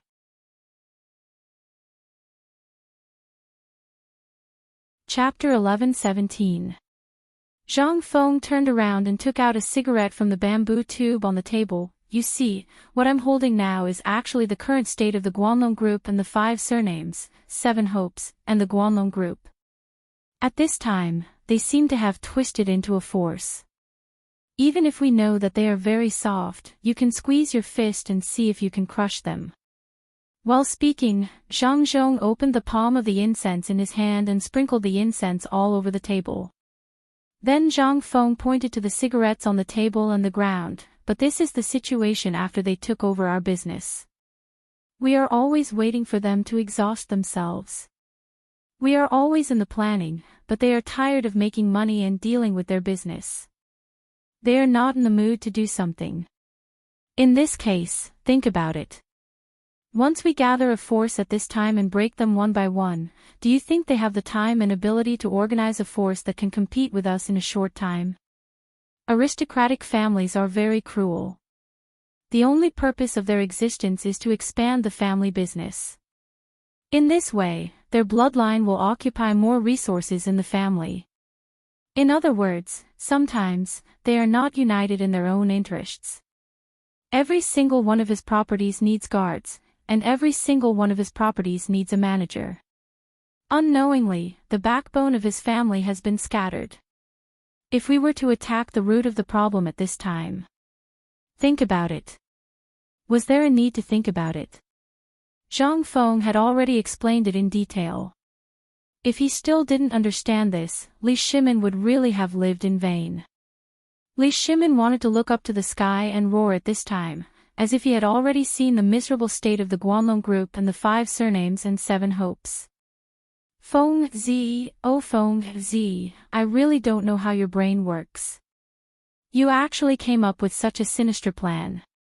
Since that's the case, I won't care about this matter anymore. You can do whatever you want to do. But remember, you have me behind you, and I have Lord Zhongsun behind me. You should know very well who is behind Lord Zhongsun, because that person hates these clans more than any of us." Li Shimin left in the same hurry as when he came. It was just that when he came, his face was very gloomy, but when he left, his face was brimming with an unstoppable smile. No one knew what was going on with him. Even Zhongsun Chong acted like a monk. He rubbed his head and looked in the direction Li Shimin had left, then looked at Zhang Feng's hut. In the end, he mumbled something to himself and left. Nothing happened that night. Early the next morning, Qing Chumo hurriedly came to Zhang Feng's cabin. Feng Zi, get up, something's wrong. Under Ching Chimo's crazy shaking, Zhang Feng was dragged out of bed with sleepy eyes. Zhang Feng glared at Ching Chimo and said angrily, "If you have something to say, say it. If you have something to fart, then scram." Ching Chimo excitedly pointed at the door and said, "A lot of people came here early in the morning, and they even brought boxes of things to move up the mountain. 2 hours ago, there were already people moving things up the mountain. Those people were like a long line from your door to the mountain gate. They were all piled up to carry such a big box." Ching Chimo finished what he wanted to say in one breath. Furthermore, he made an exaggerated gesture of hugging, indicating how big the box was. Zhang Feng rolled his eyes. If he knew how big the box was, couldn't he just go out and take a look? Did he have to be like this? Ching Chimo didn't see Zhang Feng rolling his eyes and continued, "Go take a look outside. There are still people moving things up. I heard that those were brought up by the Ministry of Works, Ministry of Personnel, Imperial College, and Red Pavilion's deans who came with us yesterday. They said they wanted to give it to you." As he spoke, Ching Chimo shook Zhang Feng with all his might and said, "Feng Zi, you've really struck it rich this time. Don't forget about me, your brother. Do you know that I'm so poor now that I haven't even gone to Swallow Descent Restaurant in a long time?" Upon hearing Swallow Descent Restaurant, Zhang Feng couldn't help but want to beat someone up. Previously, this fellow had gotten someone pregnant, and he still didn't know what happened in the end. Now that he was itching for a beating, he was thinking about that again. Zhang Feng pushed away the big face in front of him and glared at him. "What nonsense are you talking about? Do you believe that I won't beat you up?" Ching Chimo didn't care about those things, but he felt that Zhang Feng's choice of words was a little inappropriate. "You can kick with your feet, but king beat with your hands. What's the meaning of that? Wasn't this description a little too feminine?" Zhang Feng didn't feel sleepy at all. He didn't know what these fellows were up to, so he hurriedly put on his clothes and went out to take a look. The moment Zhang Feng went out, he saw boxes of things piled up at the mountain entrance. It was as tall as a small mountain. At this moment, there were even a dozen people from Tong Huifang taking notes. As they were taking notes, they were also talking to the people who were dressed like butlers who were delivering the boxes. At this moment, the old village chief was like a smiling Buddha. He watched as the boxes were placed in front of Zhang Feng's door. Only then did he look at those people as if they were thieves. When those people left the boxes, he smiled and went to welcome the next person.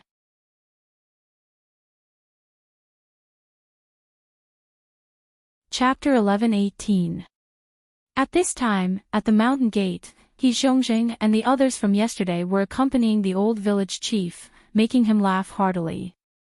The old village chief also saw Zhang Feng come out. He hurriedly leaned on his walking stick and hobbled over like a 3-year-old child. Before he got close, he said with a smile, "Yo. You're awake." This call was very affectionate. Zhang Feng was speechless. He pointed at the door and said, "Old village chief, what's going on? What are all these things?" The smile on the old village chief's face was as bright as the blooming chrysanthemums in the mountain. He hurriedly whispered into Zhang Hong's ear, "Kid, I don't know what you're doing. These people are crazily moving money up the mountain. I saw that this box is full of money. And it's not copper coins, it's gold coins. These people really didn't want to give up. They really wanted to get their hands on the things in his hands." Without even waiting for his consent, he had decided to go all out and burn all the boats. At this time, Lord Qian, Lord He, Lu Hongwen, and Ouyang Kai saw Zhang Feng come out. It was as if they had just seen Zhang Feng. They said in surprise, "Aw. Isn't this Prince Zhang? Why don't you rest for a while? After all, you've been tired for the past few days." "Prince Zhang, these are just small gifts from us. I hope you don't mind." How could Zhang Feng sleep at this time? He cupped his fists at them and walked quickly towards them. He also instructed the workers in Tonghui Lane to be gentle when moving things. There were treasures in here. If they bumped into anything, he wouldn't be able to afford to pay for it. When he reached the 5 people, Zhang Feng pretended to be angry and said, "I say, brothers, what is the meaning of this? Moving so many things here so early in the morning, where do you expect me to put my face? Those who don't know might think that I, Zhang Feng, am a petty person who forgets righteousness in the face of profit. Quickly take them back. We can't do this." The eyes of the 5 of them flashed when they saw this, and they hurriedly persuaded earnestly.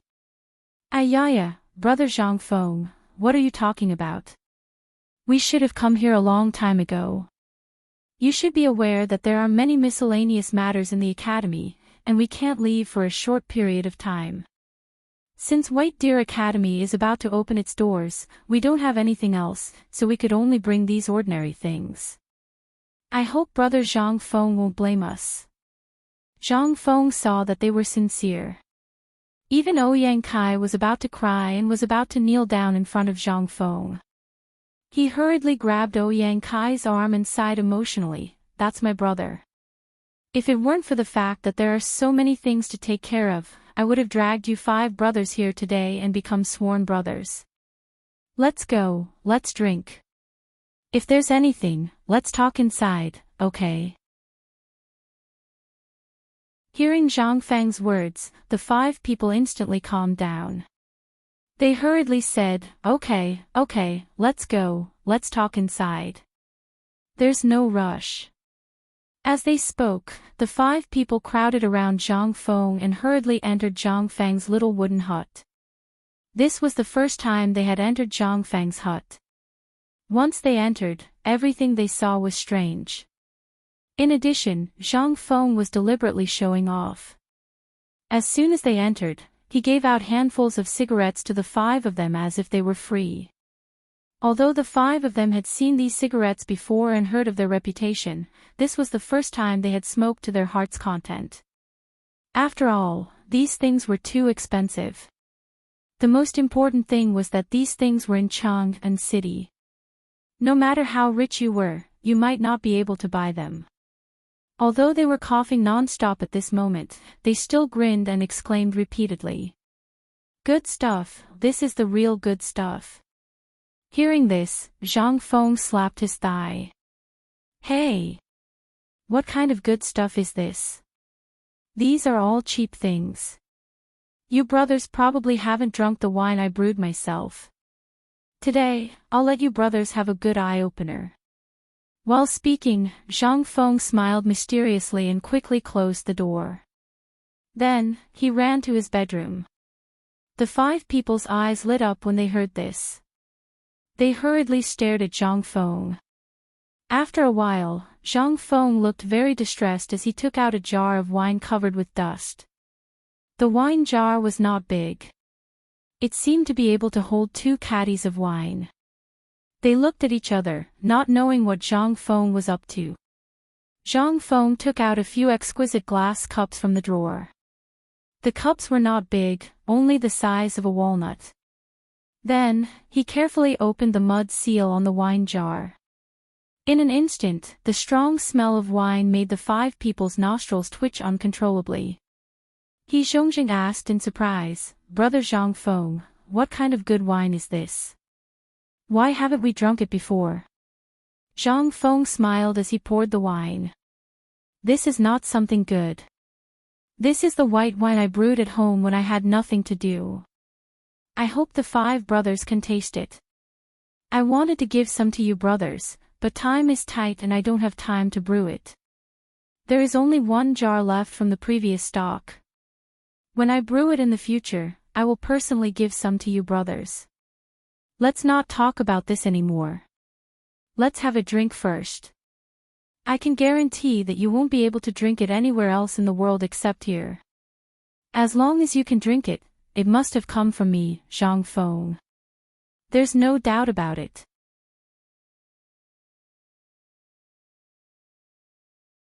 Chapter 11-19. Seeing how amazing Zhang Feng's description was, they were also interested. Although they were criticizing Zhang Feng for being so stingy in their hearts, they still held the wine cup in their hands as if it was a treasure and tasted it. However, the moment they tasted it, they felt as if there was a flaming knife in their throats, going straight into their stomachs along with their intestines. However, after this spicy feeling, they felt extremely comfortable. Their eyes couldn't help but light up. They didn't care about Zhang Feng anymore and began to drink by themselves. At this time, the Tang's alcohol tolerance was amazing. Everyone was addicted to alcohol, mainly because the alcohol in this era was basically fruit wine or grape wine from the western regions. The alcohol content of the wine was almost negligible, and it was almost the same as fermented glutinous rice. However, when they accidentally drank such spicy white wine, although their faces and ears were red from singing, the five of them stared at the small jar of wine on the table with burning eyes after thinking about it. Seeing this, Zhang Feng asked, "How is this wine?" "Brothers, I didn't say anything wrong, right? Is this good wine?" "Good wine, it's really good wine. It's a rare good wine in the world." "Brother Zhang Feng, did you really brew this wine?" When Zhang Feng heard Qian's words, he realized that these people were finally on the right track. He nodded and said, "Yes." However, Zhang Feng immediately asked, "From what you mean, are you suspecting that there's something wrong with this wine? Or rather, where have you drunk this wine before? If that's the case, I'll have to trouble you to tell me. If there is, I, Zhang Feng, am willing to give all my skills to you for free. Then, I'll live in seclusion in the mountains and never come out. How about it?" The few of them didn't know that Zhang Feng would be so easily offended. They could only see Zhang Feng's angry expression at this time, and couldn't help but believe it a little more. They repeatedly apologized. Seeing this, Zhang Feng gestured for everyone to continue drinking and ignore him. Then, he inadvertently opened the drawer as if he was looking for something. At this moment, a pair of sunglasses fell to the ground. Zhang Feng saw this and his face changed. He hurriedly sighed and said, "Oh my God." He hurriedly picked it up and looked at it carefully. Then, he patted his chest and said, "Fortunately, it didn't break." Zhang Feng looked at them from the corner of his eyes. Then, he blew a breath on his sunglasses, wiped it with his sleeve, and put it into his pocket. He pretended to be nonchalant and said, "Where is the formula of the bone-strengthening powder that we talked about? I remember that I put it in this drawer." "Why? Can't you find it all of a sudden?" How could they still be thinking about the bone-strengthening powder at this time? He Zhongjing held a wine glass and came to Zhang Feng's side with a smile. He touched Zhang Feng's arm and asked in a low voice, "Brother, just now, the thing on the ground was, Zhang Feng was not that kind of money grubber. He didn't even look at the boxes outside, but for this thing, his face changed greatly when it fell to the ground. This was obviously an incredible treasure." Before He Zhongjing finished speaking, Zhang Feng's face suddenly changed. "Nothing, nothing, nothing. It's really nothing. This is just a small thing." When He Zhongjing and the others saw this, they all rolled their eyes in disdain. If everyone still felt that this was nothing at this time, then weren't they no different from that idiot? Hee hee. He Zhongjing laughed dryly, then sighed and said, "I even thought that Brother Zhang Feng really regarded us as brothers, but now it seems that we don't have the qualifications to enter Dean Zhang Feng's discerning eyes. If that's the case, then we will leave. See you another day." As he spoke, He Zhongjing and the others looked unhappy and were about to leave. Zhang Feng was anxious when he saw this. He pulled him and hurriedly explained, "Ayaya, old brother, why are you like this?" "I. Okay. If that's the case, then I will let you see it." Zhang Feng took out the sunglasses from his arms and carefully put it on He Zhongjing's eyes. Then he asked, Brother He, what do you think? At this time, Qian, Ouyang Kai, Lu Hongwen, and the others looked at He Zhongjing eagerly. They almost wanted to snatch it from him. He Zhongjing had never seen this kind of thing. He subconsciously closed his eyes, but after waiting for a moment, he felt that it was nothing and opened his eyes. But when he opened his eyes, he couldn't help but be startled. His surroundings instantly darkened. But when he looked at the door, he found that the color of the scenery outside the door had become softer. It was that kind of dazzling feeling, but that feeling was very comfortable. He Zhongjing said in surprise, Brother Zhang Feng, what is this thing of yours? Why is it so magical? As He Zhongjing spoke, he took off the sunglasses from his eyes. In the Nashi area, he repeatedly experimented with it several times. He couldn't help but have fun. Ouyang Kai and the others gritted their teeth, but they couldn't do anything. When Zhang Feng saw this, he gritted his teeth and sighed. Well, since we are all brothers, I happen to have a few pairs here. I originally planned to give them to the best students in the academy this time.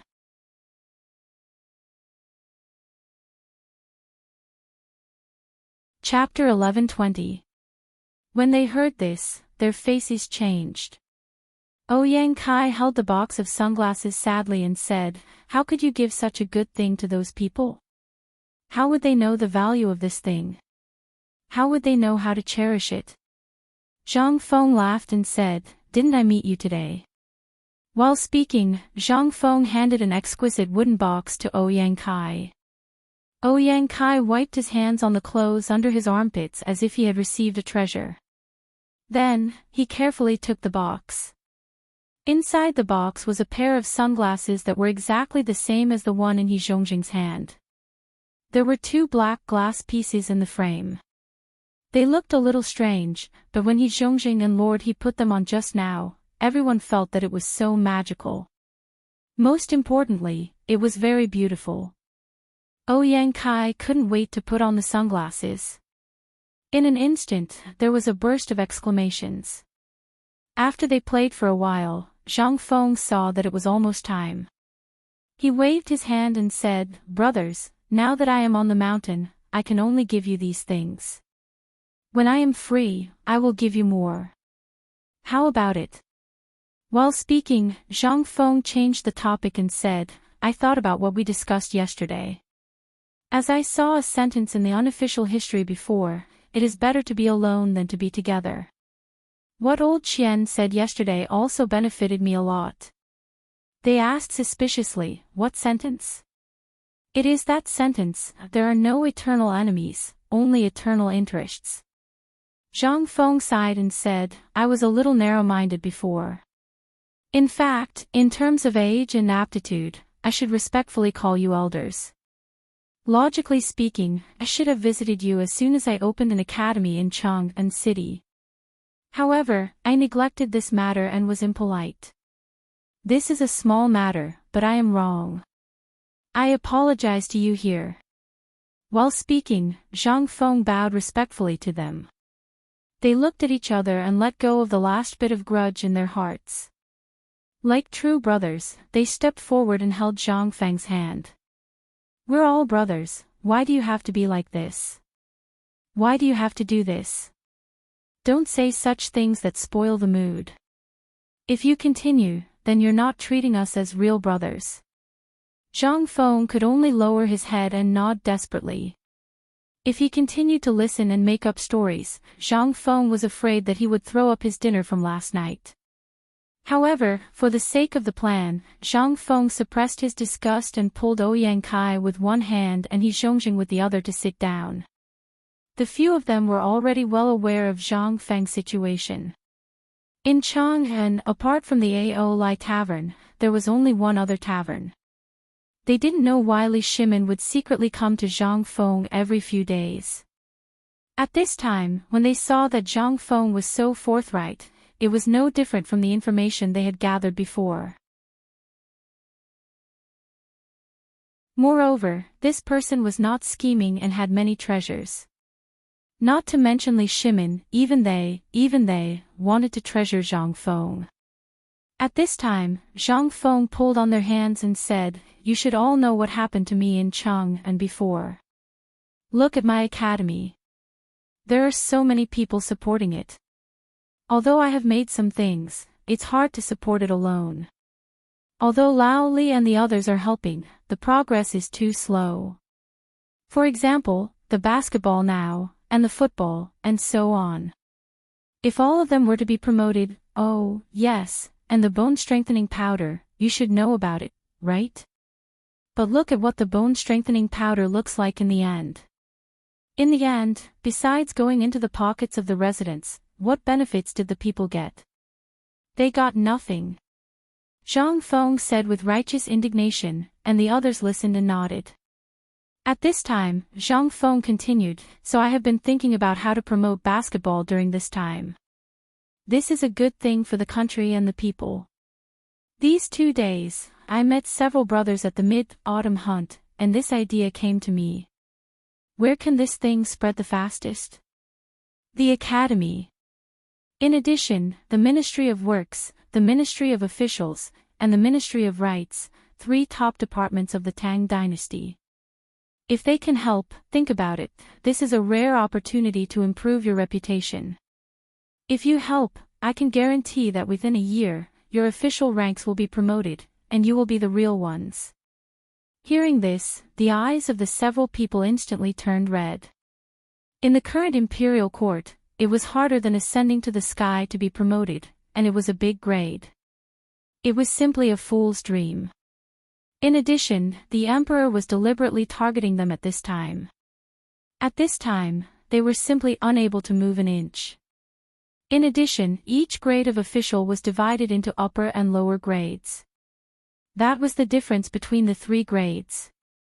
Although it was only a difference of 1 word, the difference was huge that night. Only the higher one climbed, the greater the influence in the family, and the more benefits he could get. This was the cruelty of being a big family. They always only valued the family's interests and the contributions you could make to the family. They never cared about who you were.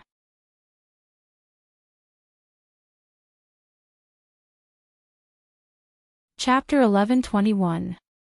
Zhang Feng's words ignited a flame in everyone's hearts. Zhang Feng ignited the flame in everyone's hearts. It was the flame that could start a prairie fire. Zhang Feng saw that the matter was almost settled, so he talked about the basketball. "As for the basketball, I won't charge any of you. Just treat it as a free gift. How about we treat it as our gratitude for recognizing our worth?" The basketball training method wasn't a secret in the first place. The best way to increase the reputation of White Deer Academy was to promote this method, and these fellows were the best boosters. In addition, each basketball was sold for 100 copper coins. What was this? This was where the profits were. The few of them said that they couldn't accept it. However, no one said a word about whether they would pay or how much they would pay. This was within Zhang Feng's expectations. He didn't say anything and rummaged through the drawer for a while before taking out a small booklet. The booklet was made of white paper and was about the size of a book. When he took out the booklet, the 5 of them couldn't help but twitch their eyelids. Everyone knew the price of white paper. It was 700 copper coins per caddy. This booklet looked like it was about 3 taels. How much was it? This didn't include the things recorded in the middle. Zhang Feng placed the booklet on the table and said, "This is about how to use the basketball and the rules. I've recorded it in detail. Later on, you brothers will have to work hard and make 4 copies. How about that?" The few of them were overjoyed and promised repeatedly. Only then did He Zhongjing from the Ministry of Works happily take the booklet. He held it tightly with both hands in front of his chest. Only then did he stop.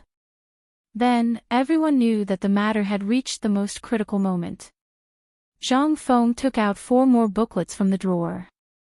"Now that we've settled the basketball issue, let's treat this radio gymnastics program as a meeting gift for my brothers. After all, My brothers will have a lot of influence after being promoted, and it will be more helpful to us in our future business chain. Chain. No one was surprised as they asked in return. Zhang Feng nodded and said, "That's right.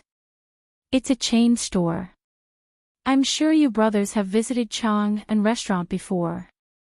Have you seen the small words below the signboard of Chang and restaurant? White Deer College's first branch or something like that?"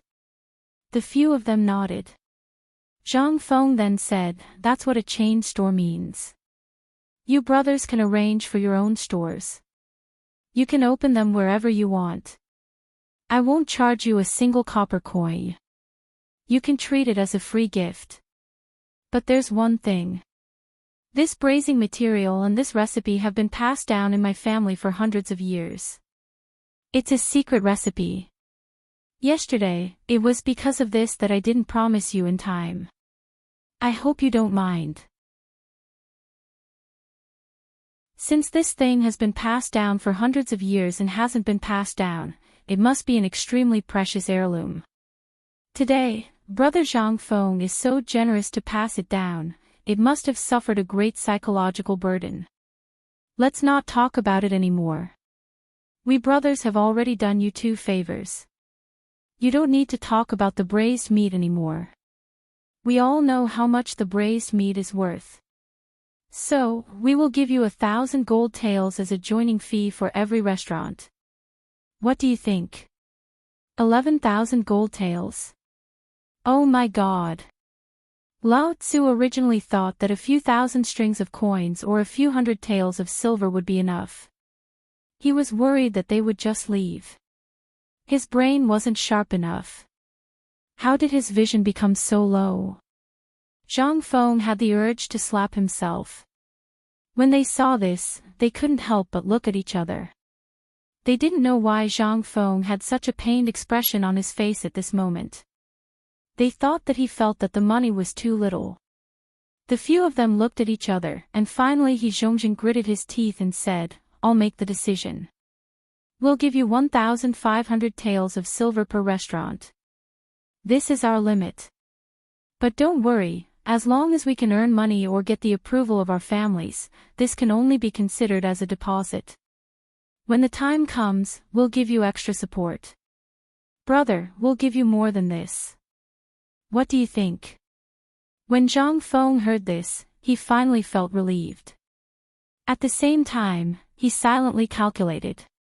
How much did they earn in this short period of time? How much wealth did these aristocratic families hoard? From the historical records, Li Shimin had to live frugally or cry about being poor everywhere in order to raise money for the military or when there was a disaster. Only then would he be able to raise some money. However, now that he had transmigrated, he truly realized that what Bulsh *T Dubai's nouveau riche was a real nouveau riche. Zhang Feng excitedly held Ouyang Kai and Lu Hongwen's hands. He stuttered for a long time but couldn't say a complete sentence. In the end, he forced out 2 words. Righteous.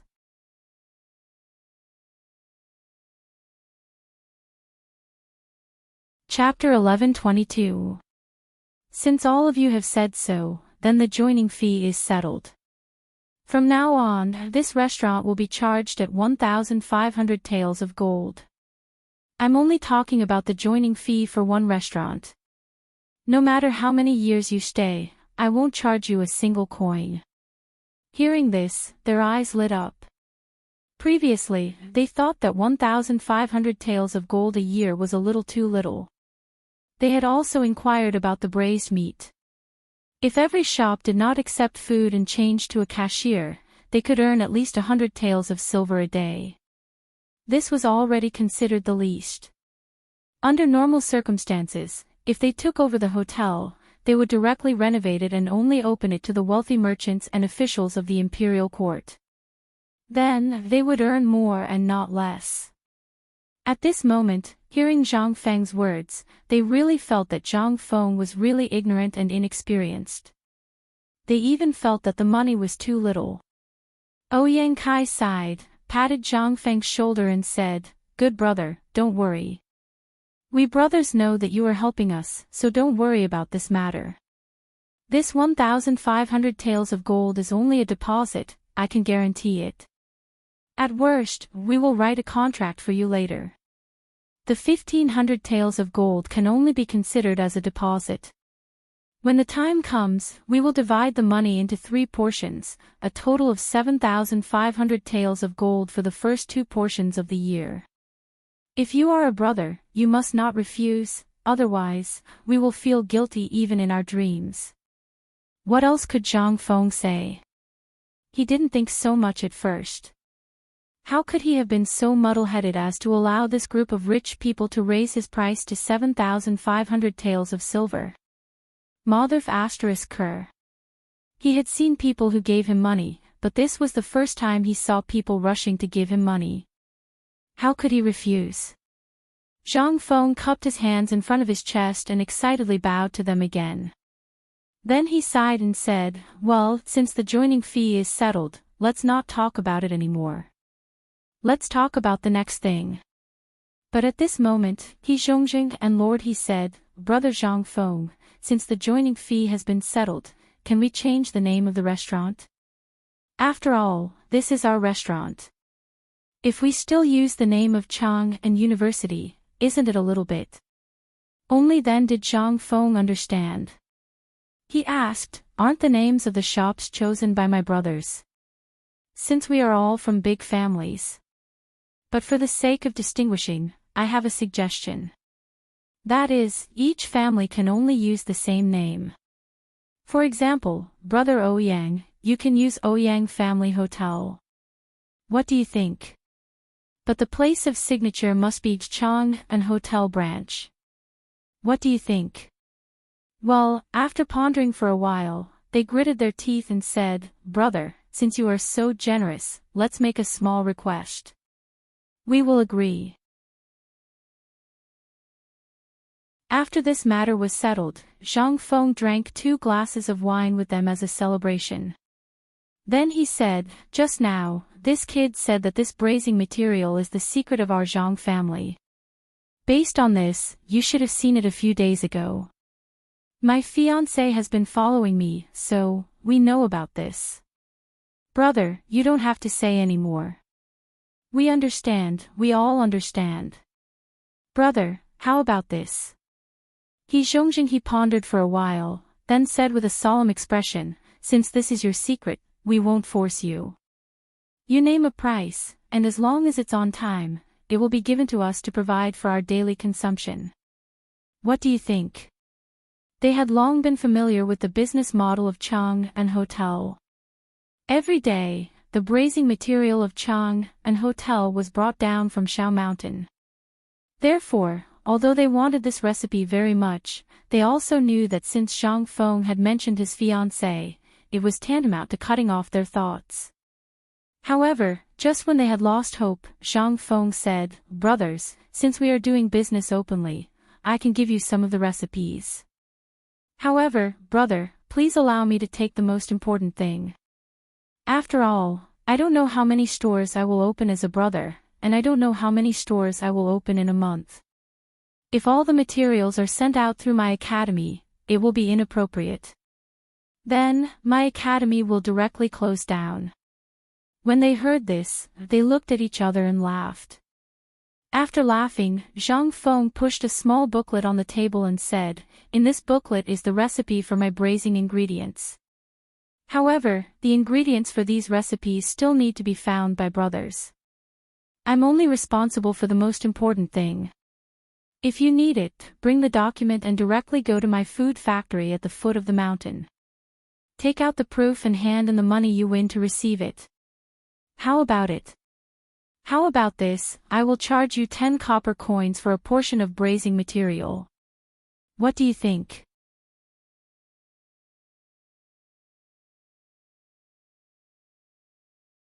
Chapter 11:23. 10 copper coins. Everyone couldn't help but be shocked. What was this amount of money to them? Even if it fell to the ground, they wouldn't bother to pick it up. Zhang Feng actually sold this braised food to them for 10 copper coins. What was the difference between that and giving it away? Furthermore, it was a recipe that had been passed down in their family for hundreds of years. Zhang Feng belonged to the Fenghuang Ridge in Yangzhou. Furthermore, they had been to Fenghuang Ridge before and even brought back Zhang Feng's portrait for comparison. When the people there saw Zhang Feng's portrait, they couldn't help but sigh. They all said that the Zhang family actually had descendants. Wait a minute. The tragedy of the Zhang family couldn't be faked. If only a few families said so, they suspected that it was a trap set up by Zhang Feng. However, they had traveled to almost every corner of Phoenix Ridge, from children to teenagers. Even the elderly, who were 70 or 80 years old, could recognize the portrait at first glance. Unless they had lived together for a long time, it was impossible for them to remember it so clearly. However, after experiencing all this, he was actually so generous as to use 10 copper coins to sell this recipe at such a cheap price. What was the difference between this and giving it away for free? They couldn't help but thank Zhang Feng again from the bottom of their hearts. Then, they discussed the details of their cooperation once again. They sat for a full 6 hours. Just as the oil lamps were about to be lit, Ouyang Kai's people left in satisfaction. Looking at their departing backs, Zhang Feng's smiling eyes flashed with a hint of coldness. However, at this moment, He Zhongjing, who had already left, hurriedly returned. He looked at Zhang Feng and slapped his forehead, saying, "Ayaya, I almost delayed something important. Isn't this the Mid-Autumn Poetry Meet on the 12th? Here is an invitation letter. I hope that Brother Zhang Feng will be magnanimous enough to forgive us. Due to procedural reasons, we forgot about the autumn harvest and only remembered about it now. Without this invitation letter announcing the Ministry of Rights and the Ministry of Personnel, we would not be able to enter that place." The corner of Zhang Feng's mouth twitched as he silently cursed the old fox. However, his expression was one of pleasant surprise as he received the invitation letter from He Zhongjing's hands. At this moment, He Zhongjing said, "Brother, let's meet again 12 days later at Swallow Descent Restaurant." Zhang Feng cupped his fists. "All right, let's meet again at Swallow Descent Restaurant 12 days later." 12 days. Since there were only 12 days left. Zhang Feng sighed as he watched them leave. Only then did he open the invitation in his hand. The invitation card detailed the things to take note of at the Mid-Autumn Festival Poetry Meet and other things. Looking at these things to take note of, Zhang Feng was also secretly preparing in his heart the things to take note of for this Mid-Autumn Festival Poetry Meet. If it was poetry, a center could easily come up with it. However, it seemed a little too monotonous. Football was even worse. As for morning exercises, to do it in the middle of the night. The light at night in the Tang Dynasty was not good. If he did that, it would simply be a disgrace. After thinking about it, Zhang Feng suddenly realized that he really did not have anything to take out. He could not help but search for some images of him participating in such activities in the future. One by one, they flashed through his mind. Then, according to the current situation, Michael Jackson suddenly froze in Zhang Feng's mind. The father of street dance. If it was Class 1's dance, it would be at U Descent Restaurant, a place that specialized in such things. If Zhang Feng only found some girls there, it would only smear Zhang Feng's reputation. In the Tang Dynasty, except for the top few singers were all the lowest positions. They were things to please people, and they were the lowest people. As for Jing Shu, her attainments in music had already reached the peak. If it were not for the difference between men and women, perhaps at this time, Jing Shu could really become a master in music. After Zhang Feng excluded the girls from the dance, Zhang Feng could not help but look at Idiot Wei, who was poking his head out of the door. These guys were obviously people with excessive energy. If they were coached, they should be able to complete some simple movements in 12 days. Street dance movements. The weather was getting colder and colder, and the fog in the mountain was getting thicker and thicker. It was another morning, and Shao Mountain was as mysterious as a fairy mountain hidden in the clouds. At this time, the wake-up bell had been rung 3 times. Usually at this time, the academy would have been overcrowded. The students had already gotten up and were in the courtyard in 2s and 3s, exercising their voices, reciting poems, or practicing the 5 animal frolics. However, since the appearance of morning exercises, all the students were most enthusiastic about basketball. At this time, no one could be seen, but if one went to the basketball court in the sports field, one would definitely see it. However, it was a little strange recently. Perhaps due to the cold weather, only after the bell had rung 3 times for a long time could one faintly see students in 2s and 3s. They shrunk their necks and hurriedly walked to and fro in the academy. Some of them even had rice bowls under their armpits. They shrunk their necks and walked towards the canteen while reading a book. It was obvious that they no longer had the lively feeling from before. This was all caused by the cold weather.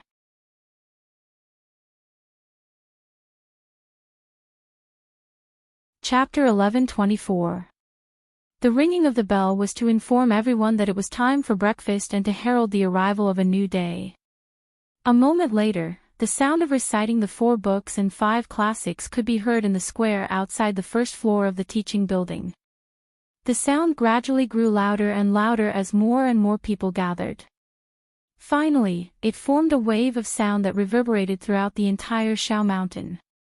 Because of the sky, the morning exercises were delayed for more than 2 hours. When the sun slowly rose from the horizon, the bell for the morning exercises rang. Only then did the students gather in the center of the campus.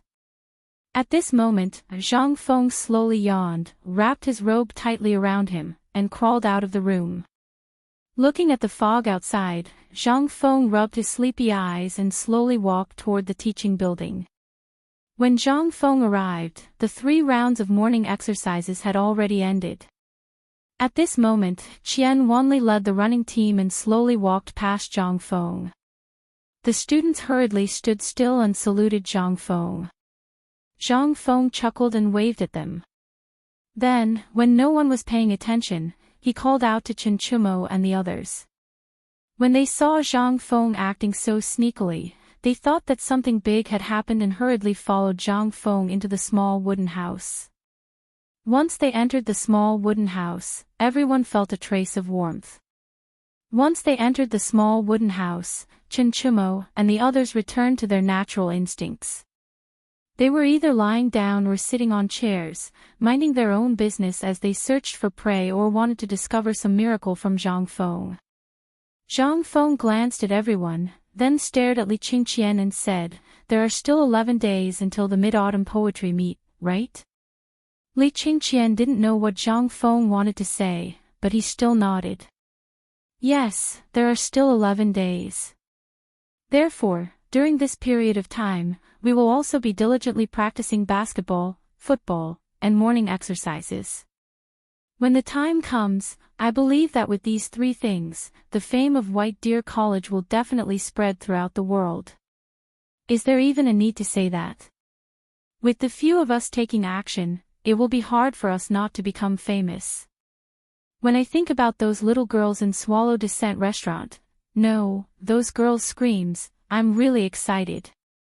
Seeing Chen Chumo's wretched smile, Zhang Feng was speechless and scolded, "Get lost, can't you think of something else?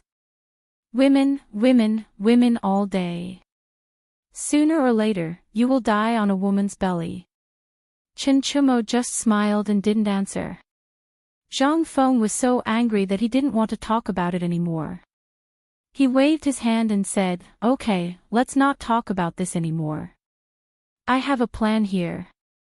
You can think about it and see if it works." The importance of the Mid-Autumn Poetry Meet to White Deer Academy was obvious to everyone. At this moment, Chen Chumo had also retracted the mischievous smile on his face and sat obediently on a stool at the side. He crossed his legs and swung them with all his might. This made Li Qingqian want to rush up and beat him up, but Zhang Feng suddenly spoke. You all spend all day at Swallow Descent restaurant.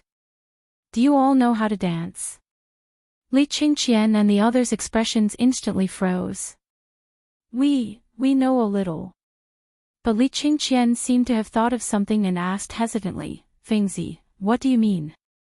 I don't know what you were thinking all day. Could it be that you want to go to Swallow Descent restaurant?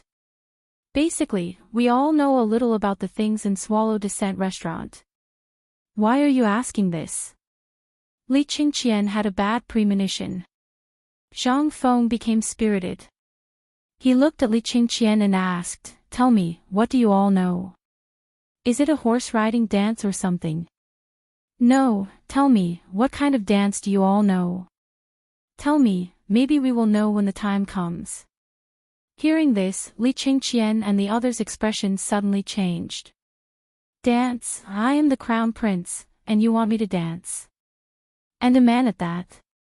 If this was really done, and it was spread back to the palace, someone would die. Li Qingqian didn't know what Zhang Feng meant. But since he had said this, he followed Zhang Feng's train of thought. But no matter how he thought about it, he still felt that it was somewhat inconceivable. He couldn't imagine what kind of terrifying disaster it would be if those coquettish songs changed their faces to his own people. Although the palace seemed calm, it was still turbulent. Everyone's eyes were on him. Because he was the crown prince, if he did anything wrong, he would be bombarded by everyone. At this moment, this brat Zhang Feng wanted him to dance. Even if he died, he couldn't lose face. However, Li Qingqian wanted to know the meaning of this. After a fierce struggle in his heart, Li Qingqian said, yes. After struggling for a long time, he reluctantly said, Tell me, what is the difference between this dance you speak of and the dances performed by those singers? If it is the kind of dance performed by singers, then if any man performs that kind of dance in public, he will be chased out of the family, a scandal that will be laughed at for the rest of his life. Zhang Feng also knew what Li Qingqian meant. But he also had the impulse to slap him. His mouth was too fast. Damn it. He didn't think that there would be such an awkward silence. He smiled embarrassedly and said, As brothers, how can I let you do such a thing? The dance I speak of is not the same as theirs. Let me ask you, do you want to learn it? Do you want to amaze the world with a single brilliant feat? Just now, it was just a joke. A joke is a joke. Just treat it as a joke.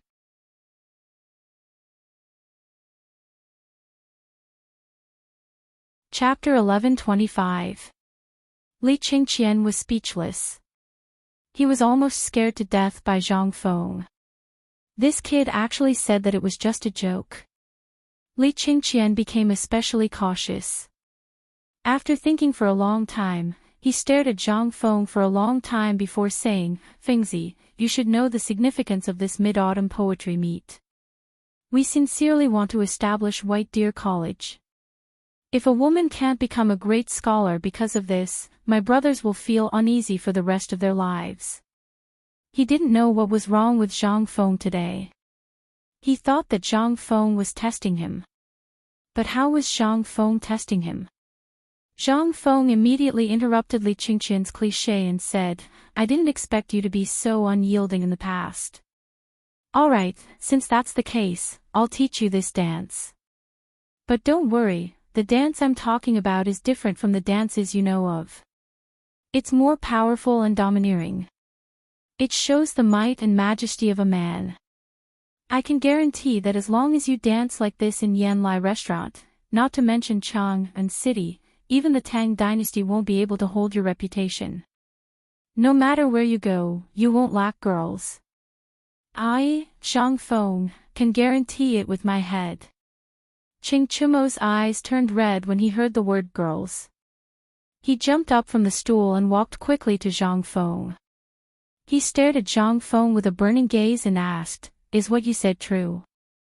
At the same time, a morning class was going on in the military camp. The morning class was actually very simple. They followed the military training method and tossed and turned on the horizontal bar, the parallel bar, and the wooden horse.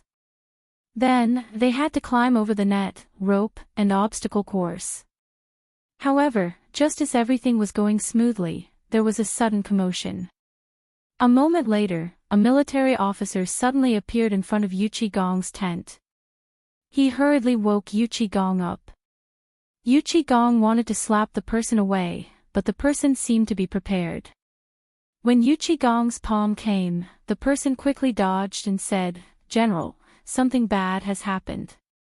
Niu Jianhu is in trouble." At this moment, Yuchi Gong, who was a little sleepy, heard the words Niu Jianhu, and his drowsiness instantly disappeared. He hurriedly opened his eyes wide and asked, "What happened?" "Niu Jianhu's training was going smoothly today, but I don't know what happened to him. He suddenly broke his leg," the commandant said in a frightened voice. "Boss!" Yuchi Gong felt as if he had been struck by lightning. He grabbed the collar of the commandant's armor and asked murderously, "What did you say?" The military officer was already trembling in fear from Yuchi Gong's murderous aura. However, he gritted his teeth and hurriedly said, "Niu Jianhu broke his leg this morning. He fell down when he was climbing over the net and broke his leg. His leg is broken." With a bang, Yuchi Gong could no longer hold on to the commandant. He loosened his grip and the commandant fell to the ground. Then, he hurriedly scrambled out of the tent. Yuchi Gong was no longer in the mood to sleep. He sat on the chair in a daze for a moment and murmured, "How is that possible? That kid broke his leg." Yuchi Gong suddenly thought of something and his expression changed drastically. He hurriedly shouted, "Men, hurry up and bring that kid Niu Jianhu here." Niu Jianhu was his good brother's only son. He was like the apple of his eye. Now that something had happened to him in his camp, then, he really didn't know how to explain it to Niu Jinda. If it had been anything else, he could have just recuperated. However, a broken leg and a broken arm meant that he would have to live with crutches for the rest of his life. If he wanted to join the army, it would be impossible. After a while, the doctor in the army carried the pale Niu Jianhu into the tent. When Yuchi Gong saw Niu Jianhu's face, his heart suddenly changed. He grabbed the doctor and asked, "What the hell is going on? What happened to Niu Jianhu's leg?" How could Lang Zhong not know the relationship between Yuchi Gong and Niu Jinda? How could he not know whose son Niu Jianhu was?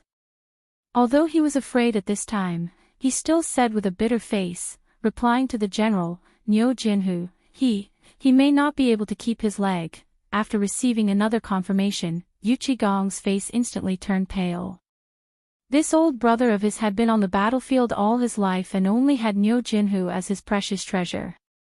In this era, breaking a leg, especially for someone who was born in the military, was tantamount to a death sentence. For the incomparably arrogant Niu Jinda, it was simply a disaster. Moreover, Niu Jianhu had only one son in the Niu family. At this time, Niu Jianhu had not yet married and had children. He had not yet left a seed for the Niu family. If such a thing happened at this time, who would be willing to marry him? Yuchi Gong's chaotic thoughts flashed through his mind, and then he hurriedly asked, "Lao Tzu asks you, can Niu Jianhu's leg be saved?"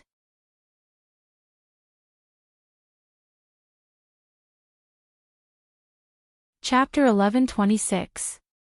In an instant, Yuchi Gong's face was filled with sorrow. The lieutenant wanted to comfort him, but when he saw his bloodshot eyes, he retreated. At this moment, Niu Jianhu was casually holding back his tears and pain. He grinned and said, "Uncle Yuchi, this is a small matter. It's fine. Don't, shut the F***ck up Lao Tzu." Yuchi Gong roared angrily and slumped on the stool like a deflated balloon.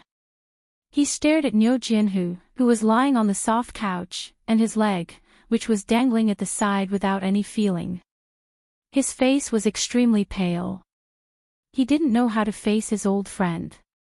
A living person had been placed in his hands, but if old Niu returned from Lantian and wanted to see the results of his son's training, what should he say? Should he just pat old Niu on the shoulder and say that his son was dispirited? Or, after letting his imagination run wild, Yu Qigong rubbed his face hard and asked the physician weakly, "Let me ask you, is there still hope?" Silence. Dead silence.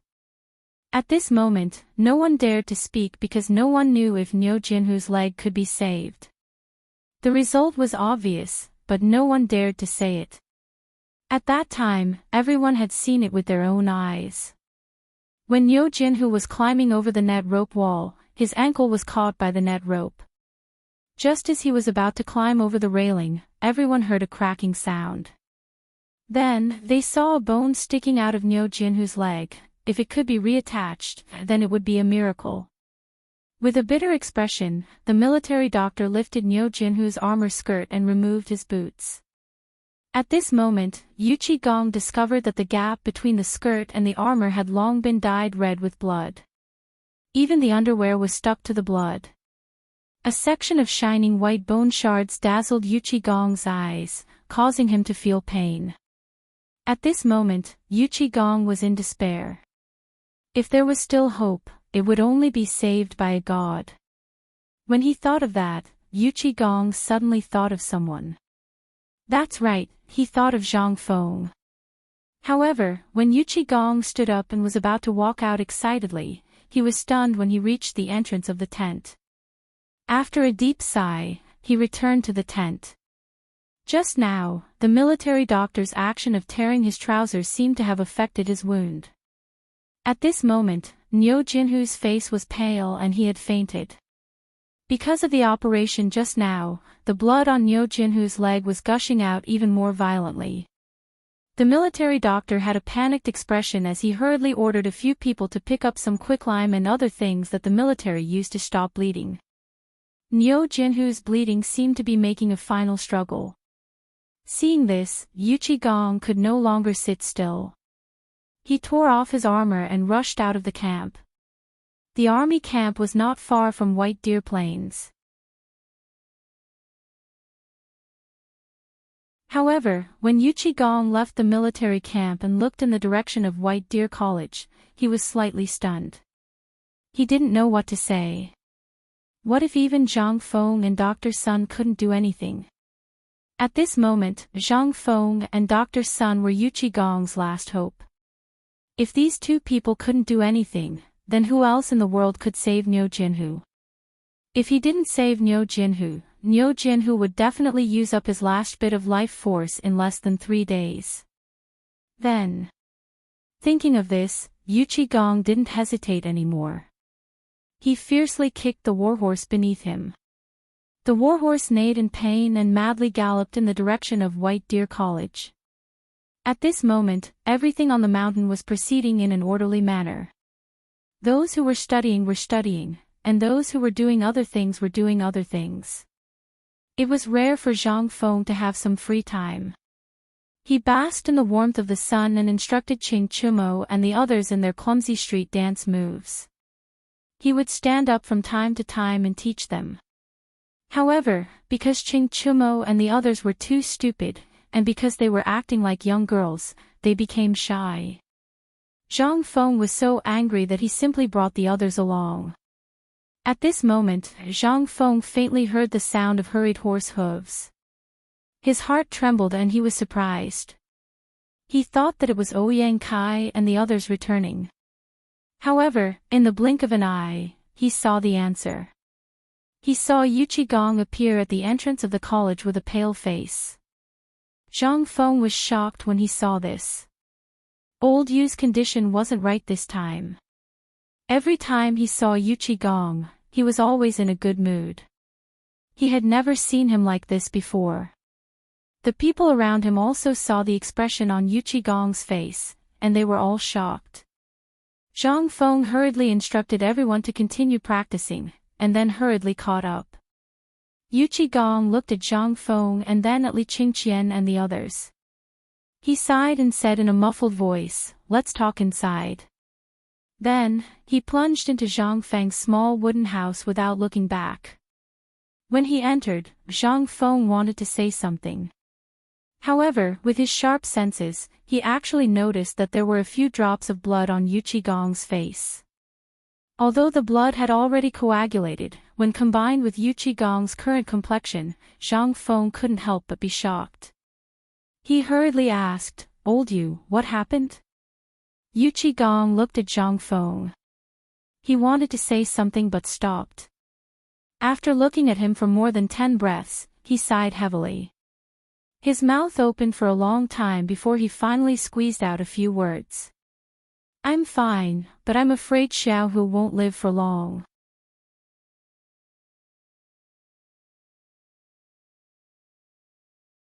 Chapter 11:27. Hearing this, Zhang Feng's face suddenly changed. He asked, "What happened? Wasn't he training at the foot of the mountain? How did this happen? Tell me what exactly happened." Yu Qigong didn't know how to tell Zhang Feng at this time, and he didn't know if it would be useful. He opened his mouth and finally said, "Everything was fine, but I don't know what happened today. I heard that when Xiaoyu was training, he seemed to be climbing the god's net wall or something. One of his legs got stuck on it, and in the end, it broke." Hearing this, Zhang Feng was shocked and hurriedly asked again, "Who did you hear this from?" "I saw it with my own eyes." Yu Qigong seemed to use the last of his strength to say this. His lowered eyes flashed with tears, as if he was thinking of Niu Jinda, who had gone through fire and water with him. He could understand the scene after seeing his son's miserable state. Zhang Feng was anxious. He grabbed Yu Qigong's shoulder and shook him hard. However, Yu Qigong was like an iron tower. No matter how hard Zhang Feng shook him, he didn't move an inch. Zhang Feng was so angry that he pounded on his chest and shouted, "Tell me, what happened to him? Even if his leg was broken, how broken is his leg? If it's just a little bit, I can fix it right now." "Fix it? Ha!" Yu Qigong laughed bitterly and said, "Even the bone stubble is out. Even if there are elixirs or gods, I'm afraid there's no way to fix it." Yu Qigong looked at Zhang Feng unwillingly, but suddenly a glimmer of hope burst out from his desperate eyes. He asked, "Fengzi, you just said you have a way. Do you have a way? You know Xiaoyu's situation. He's the only child in his life. What if? Do you have a way? I owe you my life. How about it?" Seeing that Zhang Feng didn't say anything, Yu Qigong's eyes reddened. "Take it that I, old Yu, am begging you. Tell me, you have the most ideas. Help me think of a solution. I really don't have the face to face old Niu." "What are you talking about?" "Of course I have a way. If nothing goes wrong, not only will Xiaohu not die, he will be a good man again in 2 months. Do you believe me?" Yu Qigong was slightly taken aback when he heard this. A glimmer of hope flashed through his eyes as he looked at Zhang Feng, but he immediately laughed bitterly and shook his head. When Zhang Feng saw that Yu Qigong did not believe him, he hurriedly rummaged through the first aid kit in the house. At the same time, he went into the bedroom and took out the last half jar of alcohol from under the bed. This was the last half jar, but at this time, in order to set Niu Xiaohu's bones, Zhang Feng did not care much and took it all out. Seeing Zhang Feng like this, Yu Qigong was slightly taken aback. A look of surprise flashed through his eyes as he asked, "Fengzi, can you really save him?" Zhang Feng glared at Yu Qigong. "Get out of the way. When have I ever lied to you? If I say he won't die, he won't die. Get out of the way. Don't block me from saving him." After hearing this, Yu Qigong ran behind Zhang Feng with a whoosh and looked at Zhang Feng without blinking. Zhang Feng went out and saw that Yu Qigong was still like this. He sighed and hurried to the mountain gate. As he ran, he shouted, "Quickly go and get Dr. Sunday." Ask him to come down the mountain with me immediately. Although Zhang Feng did not know the situation at this time, if it was just a broken leg, Zhang Feng was really confident that he could set it back. However, he still needed a person, and that was Sun Simiao. After all, he was not a serious medical student. He could still perform surgery, but he had to see how serious the injury was first before he could make a decision. Moreover, if Sun Simiao followed him, his reputation as a miracle doctor was not just for show. At least, he still had to rely on Sun Simiao to seal the blood vessels and so on. How could he, a dabbler, know these things? Seeing Zhang Feng running down the mountain in a hurry, Yu Qigong came back to his senses.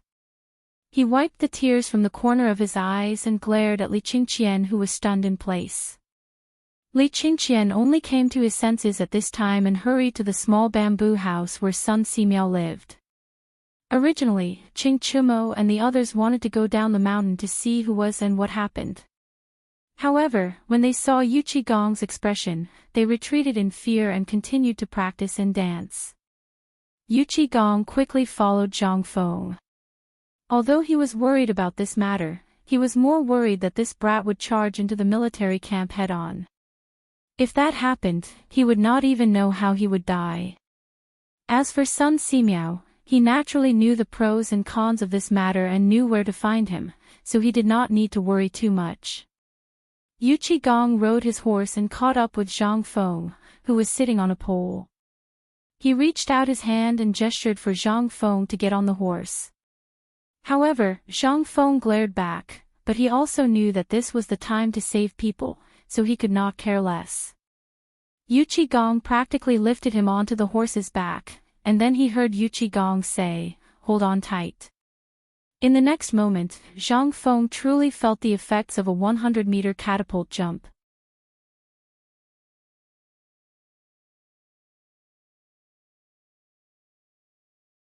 Chapter 11:28. Shao Mountain was about an hour away from the barracks. However, due to his eagerness to save Niu Xiaohu, coupled with Yu Qigong's valiant horsemanship, his unusually cold expression, and the fact that Zhang Feng was sitting behind the horse, the crowd from afar consciously opened up a path for them. Soon, the two of them arrived at the barracks. Zhang Feng entered the barracks under Yu Qigong's roar and saw the dying Niu Xiaohu. At this moment, Niu Xiaohu's face was as pale as paper. This was obviously a sign of excessive blood loss. Xing Feng looked at Niu Jinhu speechlessly. Then, he looked at the doctor who was using quicklime to stop Niu Jinhu's bleeding. He asked, "Is there anything to replenish blood here?" From the perspective of traditional Chinese medicine, he was a military doctor. Even Yu Qigong had to treat him politely in the army.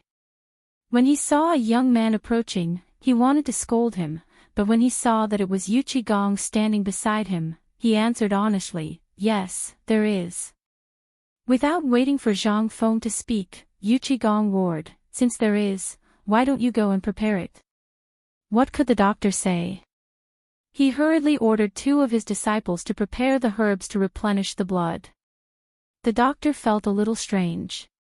Why was General Yu Qi so polite in front of this young man? However, he also knew that this was not the time to ask. He could not ask. If he angered this fiend, it would be a different matter whether he could leave this place alive today. After Zhang Feng asked the doctor to leave, he took out alcohol from the first aid kit and a disinfectant bowl. He poured some alcohol into the bowl and soaked the dagger that Shiva had given him in it. Then, he took out a pair of scissors and asked for a lighter. With a bang, he lit the alcohol and carefully baked the scissors in the alcohol. Only then did he carefully cut all the cloth on Niu Jinhu's broken leg. Even though Zhang Feng was already mentally prepared, he still could not help but feel nauseous when he saw Niu Jinhu's miserable state. He could not help but feel nauseous. His face turned pale. At least 3 centimeters of the bone stubble was exposed. The fracture was still fine. There were no fragments or mud. However, the blood on the wound had already soaked the bed and soft mattress under Niu Jinhu's body. The blood had already flowed down the soft mattress and into the yellow soil on the ground. At this moment, the soft mattress had become muddy. The tent was filled with a pungent smell of blood. Zhang Feng could not care less. He knelt in the pool of blood as if he was making an extremely exquisite piece of art. He used a pair of small scissors that no one had ever seen before to slowly clean the leg hair and dried blood scabs on Niu Jinhu's leg. His other hand held an iron clamp with a ball of cotton. From time to time, he would dip the cotton into the bowl filled with the smell of alcohol and wipe it. This continued for a very long time. It was only when all the dirt on Niu Jinhu's right leg had been cleaned that Zhang Feng noticed his wound. Liu Jinhu's wound was obviously caused by a rapid fracture when he leaned back. This kind of wound was very difficult to treat and required surgery. On the way here, Zhang Feng had thought a lot. If the bone was broken but did not pierce through the flesh, then it would be fine. He only needed to make a plaster splint and lie down for 2 months to recover. However, at this moment, this was a little uncertain. After all, just as he had thought earlier, he was not a serious doctor. He was only a dabbler and only knew a little about physiology. At this moment, he could not care about anything else. After all, Niu Jinhu's leg was still bleeding. This was the most fatal point. If the blood loss was serious, even if his leg was reconnected, this kid would not be able to keep his life. At this moment, Li Qingqian hurried into the tent with Sun Simiao. As soon as they entered, Sun Simiao hurriedly put down the medicine box in his hand and squatted beside Zhang Feng. He looked at Niu Jinhu's leg and then looked at Zhang Feng. He asked, "Do you think he can still be saved?" Zhang Feng nodded heavily. "I'm going to reconnect his bones." As soon as these words came out, everyone present was greatly shocked. Reconnect bones. This kid actually said that he was going to reconnect Commandant Niu's bones. They had only heard of Guan Yunchang, the divine Dr. Bianc, who had scraped his bones to treat his injuries. However, they had never heard of anyone who could connect bones in such a manner. Everyone knew that if one wanted to connect bones, one would have to cut open the flesh. Sun Simiao opened his mouth to ask, but in the end, he did not ask anything. He only asked, "Are you confident?" How confident was he? Zhang Feng did not answer Sun Simiao's question. Instead, he asked, "Can you help him stop the bleeding? If it continues to flow like this, even if his leg is reconnected, he may very well die from excessive blood loss." Sun Simiao pondered for a moment. He seemed to recall the book that Zhang Feng had given him. There was indeed such a record in it. He did not waste any time. Imitating Zhang Feng, he took out a large handful of silver needles and stuffed them into Zhang Feng's bowl of alcohol that was still emitting flames. He skillfully inserted needles all over Niu Jinhu's body. After a moment, a perfectly fine person's body exploded like a hedgehog. Niu Jinhu also seemed to be in pain. Although he was unconscious, he still let out painful groans.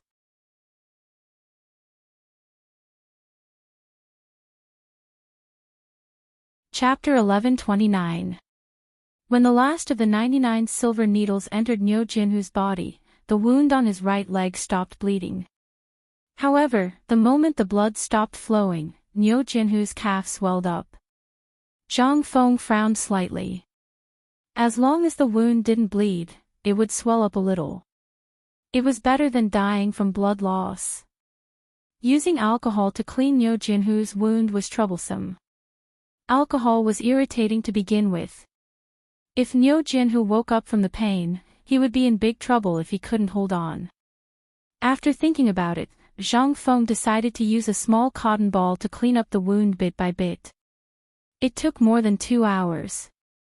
After cleaning up, Zhang Feng took the gauze soaked in alcohol and roughly bandaged the wound to prevent it from getting infected. After that, Zhang Feng drove everyone out of the tent. He took Yuqi Gong and Sun Simiao to the entrance of the military camp and squatted in a corner. Zhang Feng thought about something as he smoked. Sun Simiao couldn't figure out what Zhang Feng wanted to do. He hurriedly asked, "Kid, why are you squatting here?" Zhang Feng didn't say anything. He just thought about something quietly. Sun Simiao didn't want to disturb Zhang Feng, so he just sat there with him. After a while, Zhang Feng threw away the cigarette in his hand and asked, "Old Niu, do you have any lambs or calves in the military camp?" Zhang Feng didn't know how old you got into the military camp. Yu Qigong nodded seriously and asked doubtfully, "We have cows and lambs, even calves and mules." "What do you need them for?" Although he wanted to ask when Zhang Feng would start saving people, he didn't dare to ask. Zhang Feng was too lazy to explain. He just waved his hand and hurried him to prepare. "You'll find out later. You just need to find me a sheep. It's best if it has a broken leg recently." Yu Qigong seemed to have understood something. There weren't any broken legs in the army, but there would be soon. Only after Yu Qigong left did Sun Simiao come to a realization. "Don't tell me this is the first time you've done it." Zhang Feng nodded speechlessly. "You've seen it for yourself." "Although I know a lot, I only know a little about a lot of things. Especially when it comes to military medicine, I still have to rely on you to operate it. Although I can talk a little, I really can't do it if I really have to do it." Sun Simiao was a little speechless. Was this kid really treating people like a dead horse? But at this moment, he also knew that even if he came, there was nothing he could do about Niu Jinhu's leg injury. Since this kid said so, he should have a certain degree of confidence. After all, this kid never did things that he was not sure of. Moreover, he had a very good relationship with Niu Jinda. If Niu Jinhu died in his hands, then this kid would probably live in guilt for the rest of his life. After a while, Yu Qigong found 2 young soldiers to carry a mule with a broken leg. He came forward and asked, "Feng Zi, do you think this will work?" Zhang Feng looked at the mule that was tied up and then looked at the mule's leg. How could he not understand that this kid had just broken the leg? However, this was not the time to blame Yu Qigong. Moreover, the Tang Dynasty had always been tough. If a mule could be exchanged for a person's life, then there probably wouldn't be a mule or even a donkey in the Tang Dynasty. After everything was ready, Zhang Feng tore off a few threads that were thinner than hair from the gauze. However, after tugging, he couldn't be stubborn. Zhang Feng instantly became distressed. He was so anxious that he scratched his head. However, in the next moment, Zhao Feng saw that Yu Qigong's hair couldn't be washed. He couldn't help but have an idea. "Old Yu. What? Can I see a few strands of your hair?" Yu Qigong didn't know what this kid was up to, but he still pulled off a small handful of hair from his head and handed it to Zhang Feng. He opened his mouth and wanted to ask something, but he sighed heavily and quickly left without looking back. After he left, Zhang Feng found himself in a difficult situation. He originally wanted the 2 soldiers to move the mule to another place, but now, it was just him and Sun Simiao. They had to drag the mule with a broken leg to a secluded place. Using the same method, they shaved off all the hair on the mule's leg and disinfected it with alcohol. However, the mule was tossed around until it cried out a few times. Before it could do anything, a young soldier punched the mule in the face. The mule fainted from the pain once again. The young soldier chuckled and signaled Zhang Feng to continue. However, Sun Simiao was also staring at Zhang Feng. Seeing Zhang Feng like this, he couldn't help but be shocked and asked, "What are you doing?"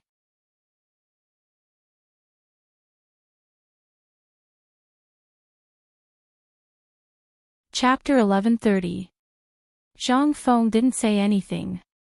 He soaked an embroidery needle in the water and stirred it 3 times over the fire. Then, he put on a strand of hair and got to work.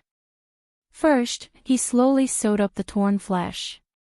After a while, Zhang Feng took out the dagger that was soaked in alcohol for a long time and was studded with gems. He gently separated the flesh from the mule's leg in a straight line, revealing the deep white bone inside. He cleaned up the residue on the bone, then pulled the flesh apart and carefully joined the bone back together. This was a physical task. Even though it was such a simple action, it still took about half an hour. By the time he finished sewing up the wound, he had already wasted 2 hours. Sun Simiao looked thoughtfully at Zhang Feng as he finished sewing up the last thread. At this moment, he suddenly realized. Are you going to use this method? Are you going to reconnect that brat's leg? Zhang Feng wiped the sweat off his forehead and panted, It's not me, it's you. At Taiji Palace, Li Shimin had just finished his morning court session and hurried to the imperial study. The moment he entered the imperial study, he saw a young general kneeling in the middle of the hall. Li Shimin asked the moment he entered the imperial study, What's going on? Did something happen in the military camp?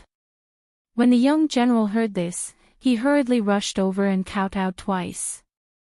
Only then did he tell Li Shimin about the injury of the ox's leg. When Li Shimin heard this, his expression suddenly changed. His hands trembled as he lit a cigarette and walked around the imperial study twice. However, he seemed to have thought of something.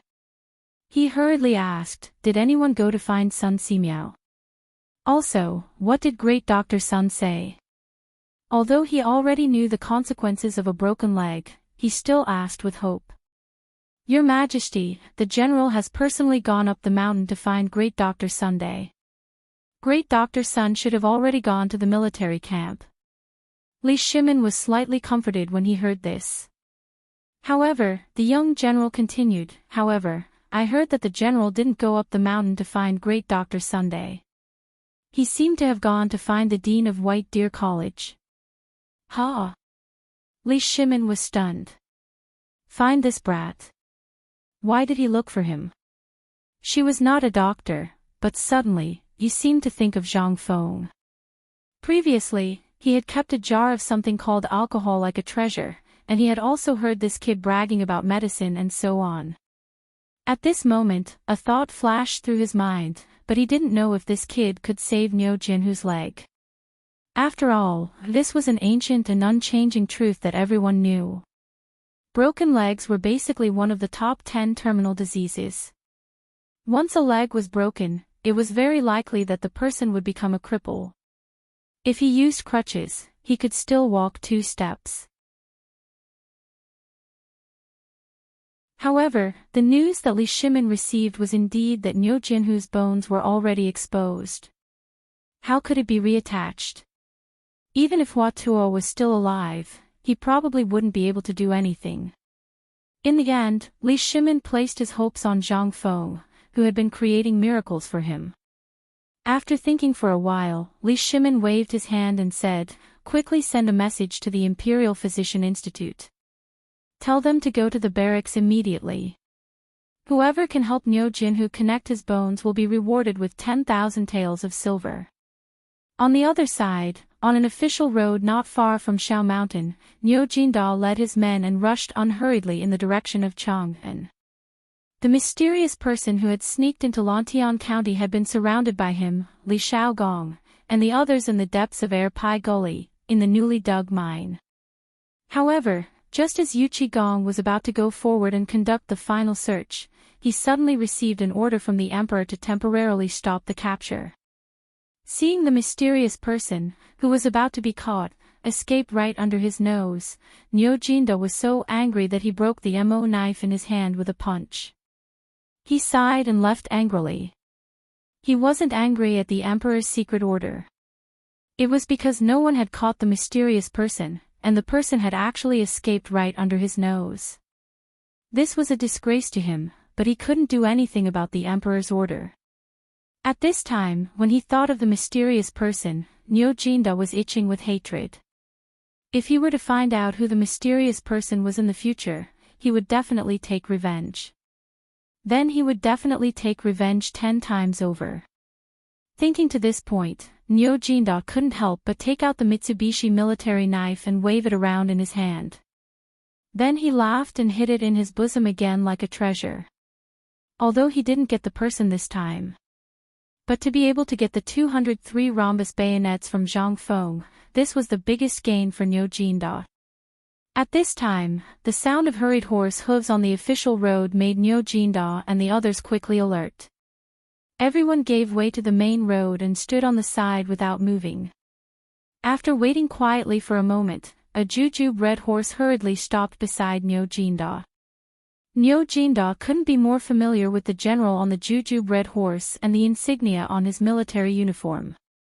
At this time, Nyo Jinda's eyes slightly narrowed.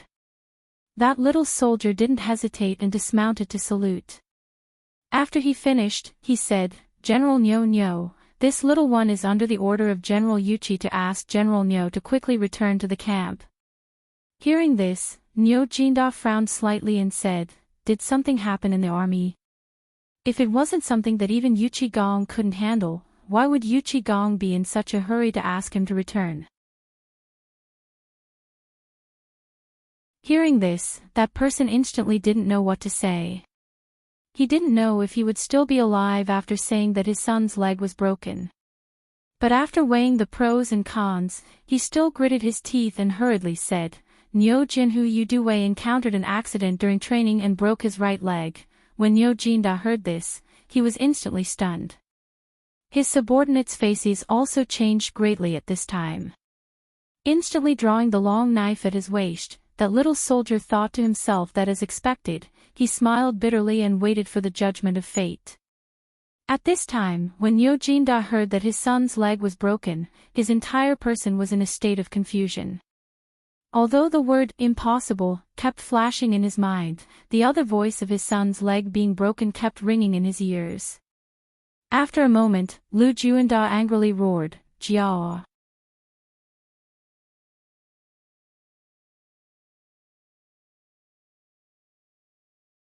Chapter 1131. With his angry roar, the horse he was sitting on instantly felt the pain. Like an arrow leaving the bow, it quickly galloped in the direction of Shao Mountain. Nyo Jinhu was his only son, his only precious son. He was already 46 years old this year, and because of years of war and some other factors, he was only pregnant with Nyo Jinhu at the age of 37. Nyo Jinda was so excited that he didn't close his eyes for 3 days and 3 nights. He told everyone he met that he had a son. Thinking of the excitement at that time, Nyo Jinda couldn't help but cry. It was as if the scenes of the past had just happened yesterday. Impossible. My son was born smart. How could such a disaster happen to him? I've been honest all my life. I've never done anything heartless. Impossible. Why? Why is it my son Jinhu? Why not someone else? Nyo Jinda roared again and again as he ran madly to the military camp. At this time, the news that Nyo Jinhu had broken his leg was quietly spreading in Chang'an City. After Ching Chumo and the others finished today's dance training and all the other training, they hurriedly stayed at the academy during the meal break. Only then did they learn of this matter. After learning of this matter, they were stunned for a long time. Then they rushed to the military camp without delay. It was hard for them to imagine how Nyo Jinhu had survived. They originally thought that someone in the military had an accident and even made fun of that person for being a coward and needing Fingzi to deal with this kind of thing. However, this person was their brother, so they couldn't sit still anymore. When they arrived at the military camp, except for the commander-in-chief, even Yuchi Gong could only squat outside the camp and smoke. The people around him didn't even dare to breathe. Li Qingqian took the lead and jumped off the horse.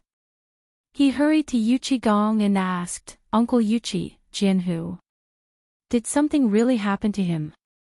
Yuchi Gong's bloodshot eyes looked at Li Qingqian, and only then did he let out a snort as a response. "You've got a definite answer." Li Qingqian and the others couldn't stay calm in an instant. "Really, it's all true. How is this possible? It was true. Wasn't this kid still alive and kicking a while ago? Didn't we sneak down the mountain and go to Swallow Descent restaurant together? Why is it suddenly gone? Oh my God, what is going on here? He really couldn't imagine it. He hurriedly pulled the deputy general next to Yuchi Gong to the side and asked, "Let me ask you, what is going on?" The deputy general naturally knew Li Qingqian. After he explained everything in detail, Li Qingqian couldn't help but be speechless. He didn't know what to say. He could only sigh heavily. After weighing the pros and cons, Li Qingqian gritted his teeth and decided to go in and take a look. Yuchi Gong had wanted to stop him, but he sighed and ignored him. Qing Chumo and the others hurriedly followed Li Qingqian into the tent. In the tent, Zhang Feng and Sun Simiao were observing Niu Jinhu's injured right leg and discussing something in low voices.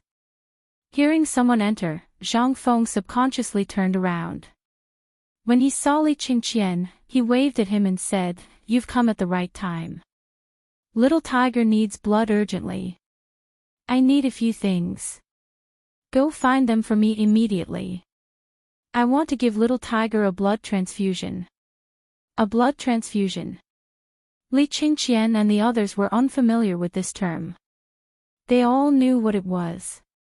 At this moment, there was a commotion outside the door.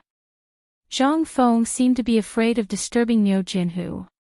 When he went out, he saw Yu Baolin kneeling in front of the tent with red eyes, carrying 3 people in uniform. When he saw Zhang Feng, Yuchi Baolin looked at Zhang Feng and said, I just eavesdropped on your conversation. I heard that you want to give Little Tiger a blood transfusion. Do you think these 3 people are enough? If not, we still have a lot more. How many do you want? When he saw Zhang Feng hesitate, Yuchi Baolin gritted his teeth and said, "If it really doesn't work, we can use my blood. Little Tiger saved my life before anyway. I'll just treat it as paying him back with my life." Zhang Feng couldn't help but admire Yuchi Baolin. He couldn't help but give Yuchi Baolin a thumbs up. What a good man. This was a true brother. When Zhang Feng heard this, he gave a rough explanation of blood transfusions, blood types, and so on. Then, he saw a large hand slap the back of Yuchi Baolin's neck. "Lao Tzu isn't dead yet. When will it be your turn?" Yuchi Gong pushed Yuchi Baolin aside and stood in front of Zhang Feng. His eyes were red as he asked, "Feng Zi, does it have to be our own blood or human blood?" Yuchi Gong's killing intent seemed to be brewing. He seemed to be very emotional. Zhang Feng was a little speechless. He sighed and said, "Yes, old you. As long as it's human blood and the blood type is suitable, it won't be a problem. The key is matching the blood type." Before Zhang Feng could finish, Yuchi Gong roared angrily. In an instant, a dozen Turks who had been tied up with ropes were brought forward. Yuchi Gong reprimanded them. "Look at these guys. Can't they do it?" Zhang Feng was a little speechless. He quickly said, "I'm not sure either. We'll have to do a blood test first. Then do a blood test. How do we do it? Do we kill them first?"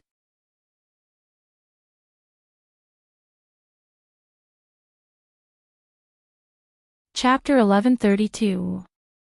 A blood test could be said to be simple, but it could also be said to be difficult. In the future, a blood test was the simplest thing to do. It only needed a piece of test paper, a straw, and a needle to solve the problem. But where was this? This was the Tang Dynasty. Everything had to be made by himself. Just now, he was talking to Sun Simiao about this. The glass was easy to make.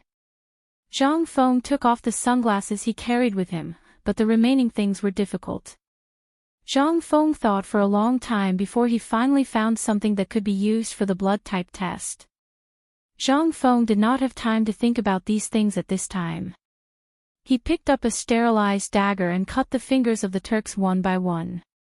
He squeezed out a drop of blood and dripped it on the self-made test paper. Then, he put it on a large copper tray. Under the tray was a tray of warm water. At this time, the wet paper on the snow was rippling with the water. Zhang Feng's eyes were fixed on the test paper. The mark was very simple. It was 5 red lines, but they were arranged horizontally in an order. It took Zhang Feng a lot of effort to remember the sequence. He didn't know whether or not he had used a red card. He could only pray to the heavens in his heart. But fortunately, Lu Jinhu was a blood player. It wasn't a lot of facts. He just needed to prepare the blood needed for the surgery. As for what happened after, this kid's body was strong and should be able to survive. After all, this was all he could do. He was a little doubtful and missed the medical equipment of the future. If he had a set of equipment in the Tang Dynasty, or if he could activate his golden finger, how good would it be? If he encountered such a thing again, he would not have to worry so much, but it was useless to think too much. The most important thing at this time was to quickly think of a way to solve the blood problem. After testing 3 people in a row and still failing, Zhang Feng could not help but feel a little discouraged and anxious. Suddenly, Zhang Feng seemed to have thought of something. In ancient times, there was no scientific basis for the blood test. However, it seemed to have seen a video explanation on Bilibili. Although there was no scientific basis for this method, it could still test the simplest kind of matching or similar blood type experiment. He could not help but feel happy. He hurriedly followed a small bowl of water into the tent. He carefully pricked a drop of blood on Niu Jinhu's finger and dripped it into the bowl. Then, he drilled out of the tent again. After repeating this process 9 times, he finally found 3 people with matching blood types among the 9 slaves. Now that the blood problem was finally solved, Yu Qigong wanted to say something but hesitated. But after thinking about it, he held himself back. In the end, Yu Qigong couldn't help but ask with a guilty conscience, "This is a matter of life and death. Are you sure you can do that?" Zhang Feng carefully searched his mind for knowledge in this area. After confirming that there was no mistake, he said, "Don't worry, we are all brothers. I will do my best." Yu Qigong heard this and sighed heavily. "Just do it. No matter what kind of psychological pressure you have, even if you can't save him, I believe old Niu won't say anything." Zhang Feng's eyes reddened as he glared at Yu Qigong. "Who the hell said I can't do it? If you are a man, you can't say you can't do it." As he spoke, Zhang Feng blocked everyone outside and went into the tent alone. At this time, Niu Juanda rushed into the tent. As soon as he entered the military camp, Niu Juanda saw the people outside the tent. His heart could not help but thump. He felt dizzy and fell off the horse's back. Everyone was so frightened that they hurried over and helped Niu Juanda up. After Niu Juanda woke up a little, he grabbed Yu Qigong's hand and asked in a trembling voice, "Brother, my family's who, don't worry, old Niu. With Feng Zi here, it should be fine. You know this kid, he has a lot of ideas." When Niu Juanda heard this, he laughed bitterly and did not say anything. He did not want to put pressure on Zhang Feng, but he also wanted to protect his son. However, he also knew the meaning behind Yu Qigong's words. He could only drag his heavy steps to the side and squat on the ground. He stared blankly into the distance. No one knew what he was thinking.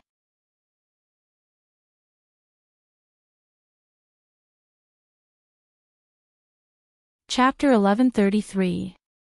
At this time, Zhang Feng, who had been silent for a long time, suddenly lifted the curtain of the tent. He shouted to the outside, "Bring in the 3 people who were marked just now." Hearing this, everyone could not help but be happy.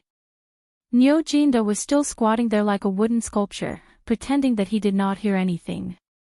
After being in the army for so many years, he had also encountered such things.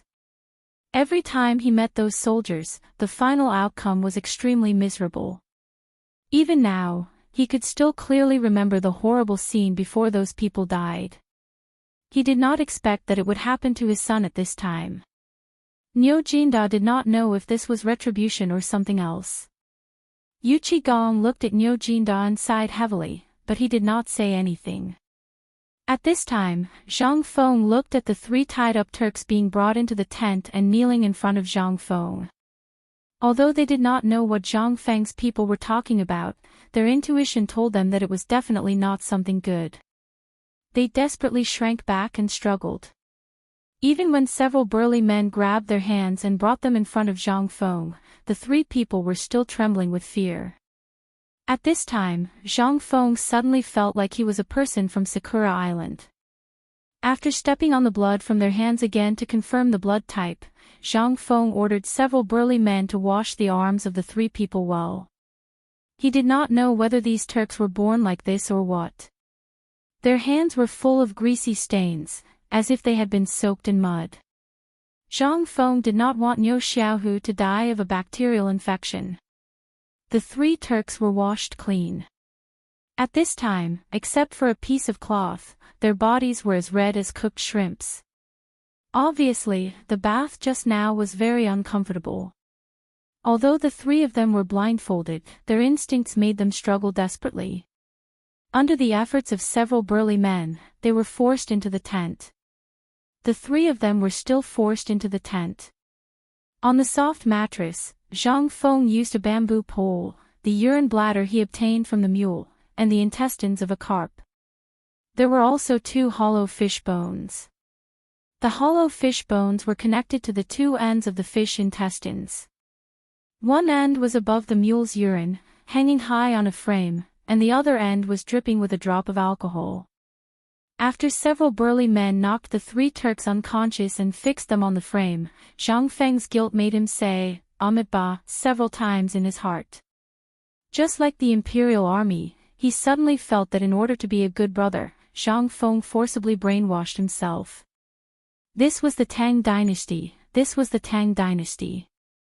Gritting his teeth, Zhang Feng rubbed the alcohol on the shoulder of a Turk, and then stabbed the fish bone fiercely. In Zhang Feng's worry, the black blood slowly flowed into the mule's urine. Seeing this, Zhang Feng's face lit up. He hurriedly took out another tube, which was connected to the hollow fish bones and the fish intestines, from the alcohol basin, and pierced it into the urine.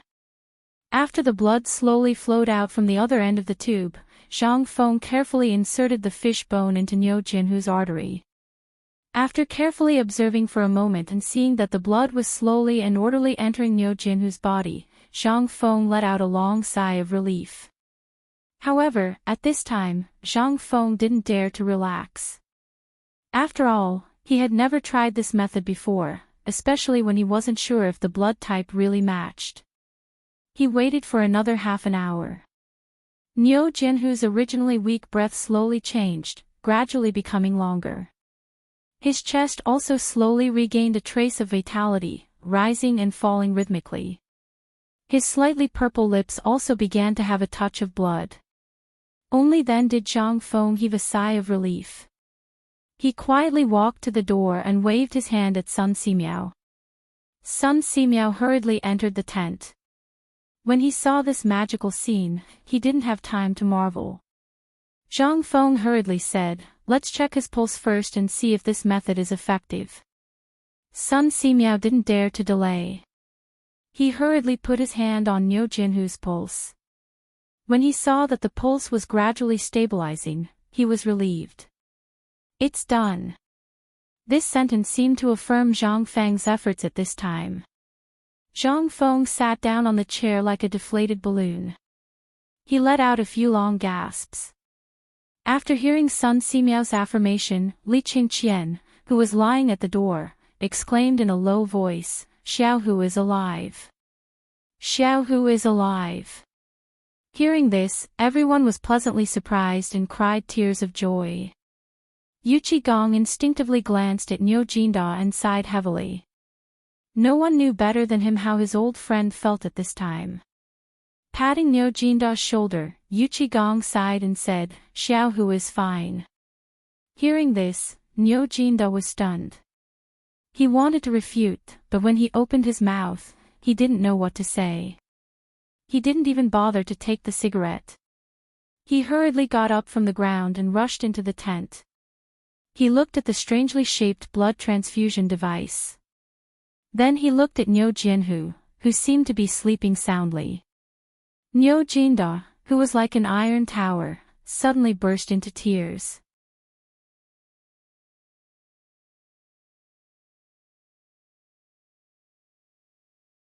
Chapter 1134.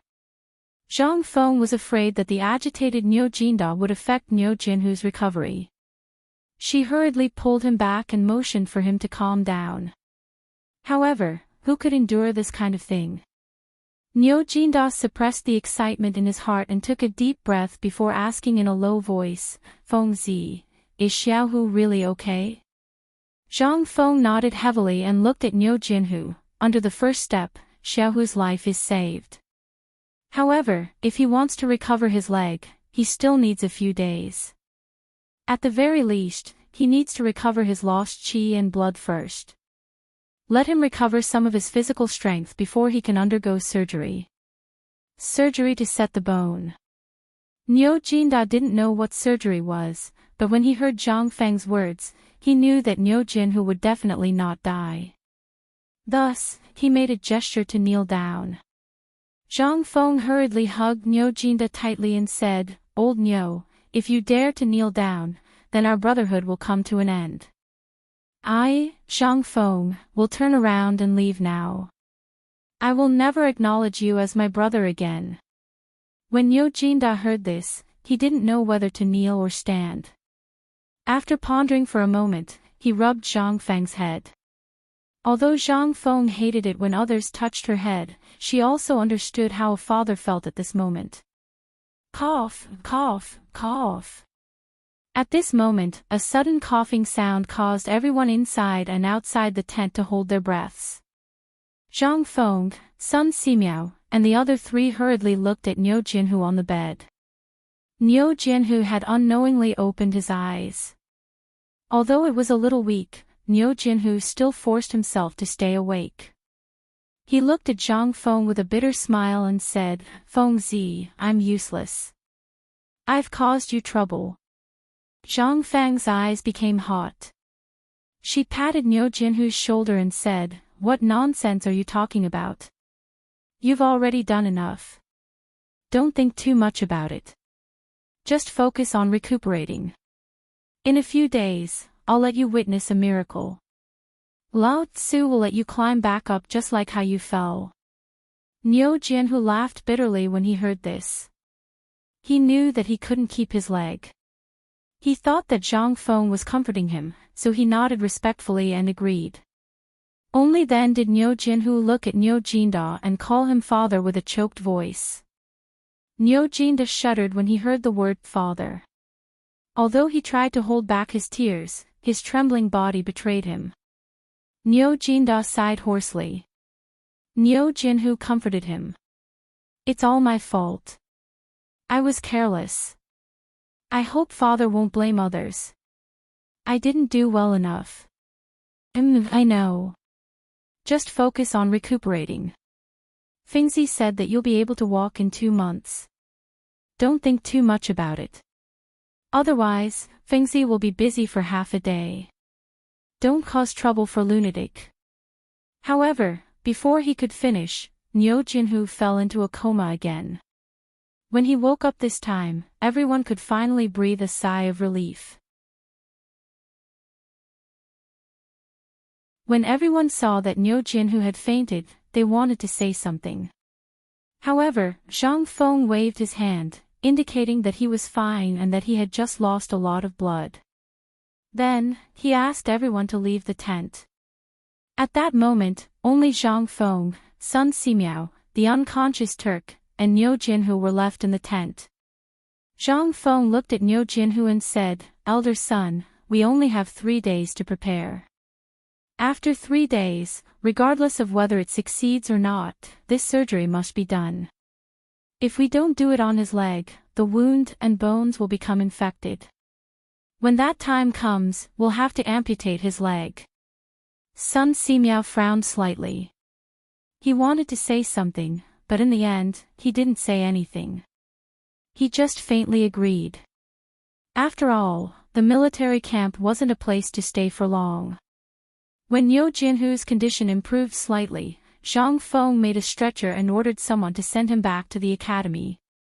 After all, there were many things that weren't easy to use in the military camp. For example, there were some materials for experiments and surgery, as well as some anti-inflammatory and disinfectant items. When they were on the mountain, they had prepared a lot of things when they had nothing to do. When they came, they didn't know what was going on, so they just picked up the important things and brought some. As soon as they left the military camp, Zhang Feng looked at Chen Chumo and couldn't help but ask, "Why haven't I seen General Yuqi or General Qin since I came from the military camp? It's been more than 2 hours."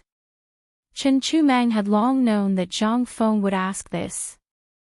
After all, everyone would ask the same question. How could there be such a person in the military camp?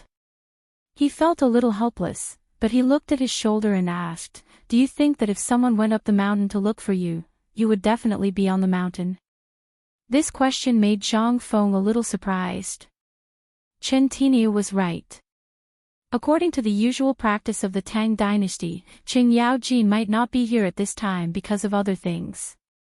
After all, such a big thing had happened before, so it would be strange if Qing Yaojin could sit still in the military camp. As for Yu Qigong, Zhang Feng really didn't know.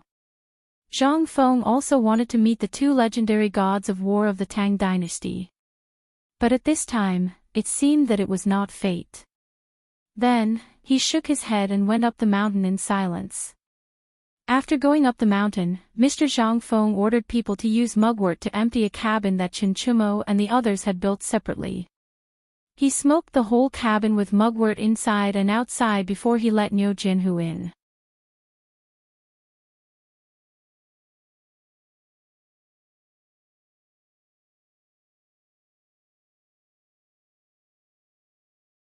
But when he heard that it was something to reduce inflammation, stop bleeding, and promote blood circulation, he immediately listed more than a dozen prescriptions for Zhang Feng. Zhang Feng was stunned. In the end, Zhang Feng remembered the process of making penicillin mentioned in the textbook before. He simply made a set of experimental equipment and collected some penicillin. This thing was too precious. Zhang Feng hesitated for a long time.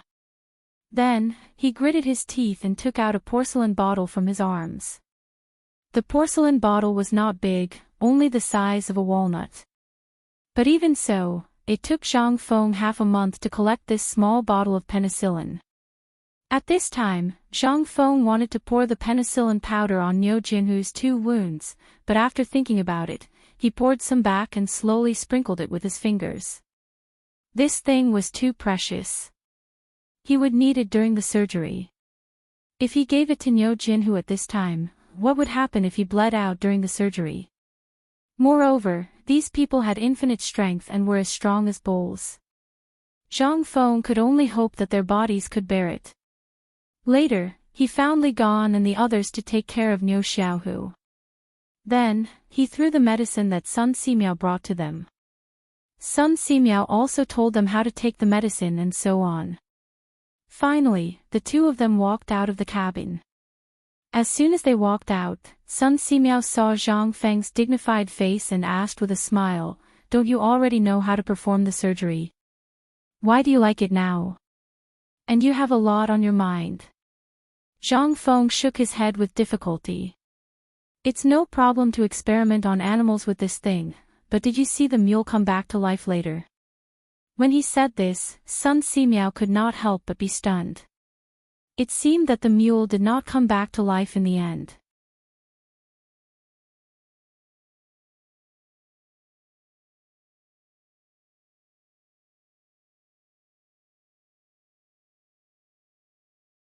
He was just short of sticking his face to him. Zhang Feng turned his head with some difficulty. He was not used to talking to people like this. I can't. Yu Qigong's question was too ambiguous. Moreover, Zhang Feng was still thinking about Sun Simiao's words and the look in his eyes when he left. Therefore, he made a prompt decision to deny it. Otherwise, who knew if this old man would think of a way to make him use the blood-stealing soul-returning technique again? That would be troublesome. However, Yu Qigong obviously had no intention of letting him go. He asked again, "Why did you take a section of fish intestines and 2 hollow fish bones to draw blood into Little Tiger's body?" Little Tiger came back to life, but the Tujua died. If this isn't blood-stealing soul-returning technique, then what is? Yu Qigong's eyes were burning with flames as he stared at Zhang Feng. He seemed to be trying to figure out something from Zhang Feng's every move. Zhang Feng was speechless when he saw Yu Qigong's burning gaze. How could I tell you this? This is some common knowledge that I need to learn during the military training held by the school twice a year. However, it's only common knowledge. This is the first time I've performed a blood transfusion and sutured a wound. If I say this, won't you slice me up on the spot? Don't you think you'll cut me up on the spot? Just like what the doctor in the military training class said, saving lives was just like that. The more you treated the other person as a human, the more likely you were to save them. Humans were actually very strong. There were people in ancient times who scraped the bones of Guan Yu and Guan Yunchang to heal their wounds. The main thing was that Fei did not remember it.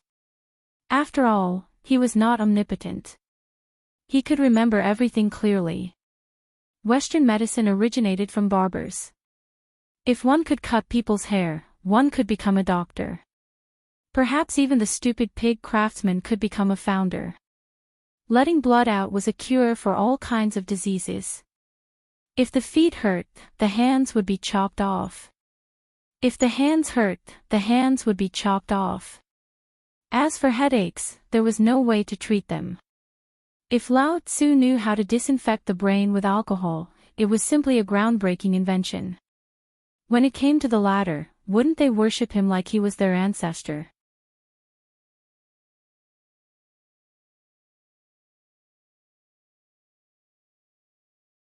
Chapter 1137. Just as a madman once said, what's so great about a car? It's just an engine, 4 people, and a metal box. How wise is that? Anyway, I heard that his car company is very popular, and I haven't heard of any major problems. Similarly, what is a person?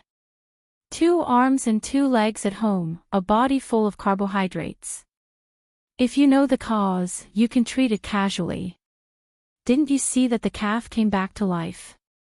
As long as the calf can come back to life, it proves that my theory is correct and must be carried forward. Thinking of this, Zhang Feng's heart calmed down.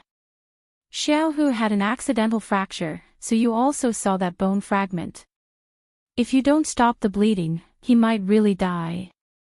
If he loses too much blood, find someone with the same blood type to give him a blood transfusion and he'll come back to life. Do you still need to ask? Zhang Feng seriously doubted whether he was playing the lute to a cow. Discussing blood types with the ancients was purely because he had nothing better to do. Sure enough, Qing Yaojin and Yu Qigong both blushed and stared at Zhang Feng as if they wanted to swallow him whole. Zhang Feng hurriedly begged for mercy, saying that he had just finished the operation to treat Xiaohu's injuries and had exhausted a lot of energy. Only then did he succeed in fooling the 2 people. However, it was clear that Qing Yaojin and Yu Qigong had no intention of letting Zhang Feng go. After Zhang Feng lay back on the recliner, the 2 lit up their cigarettes and sat on either side of Zhang Feng. They asked, Feng Zi, your medical skills were all taught by your master. Then tell us, other than being able to set bones, change blood, and take lives, what else can you do?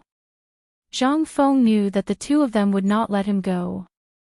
Smoking, he made up a lie. My master said that learning these things is only a small path after all. There are many things that my teacher is not willing to teach me. He said that life is full of troubles, and it's enough as long as I don't get cheated by others. The more I learn, the more trouble I will have. He hopes that I can live a simple life. Heaven and earth have their own rules, and forceful interference will only add new troubles. It's better to let nature take its course. I understand. I've seen my master perform these things before, and I'm just copying them. Zhang Feng had no choice but to brag to the psychiatrist during his military training and set up a high ranking for him. Yu Qigong was a bit disappointed that Zhang Feng didn't live up to his expectations. He was a bit depressed, but he couldn't say a word as he looked at Zhang Feng for a long time. In his opinion, Zhang Feng had such a miraculous master every day, and he only learned a little about medicine. Which one of these skills wasn't earth-shattering? However, Yu Qigong looked at Zhang Feng for a long time and didn't know who to blame, so he put down his hand.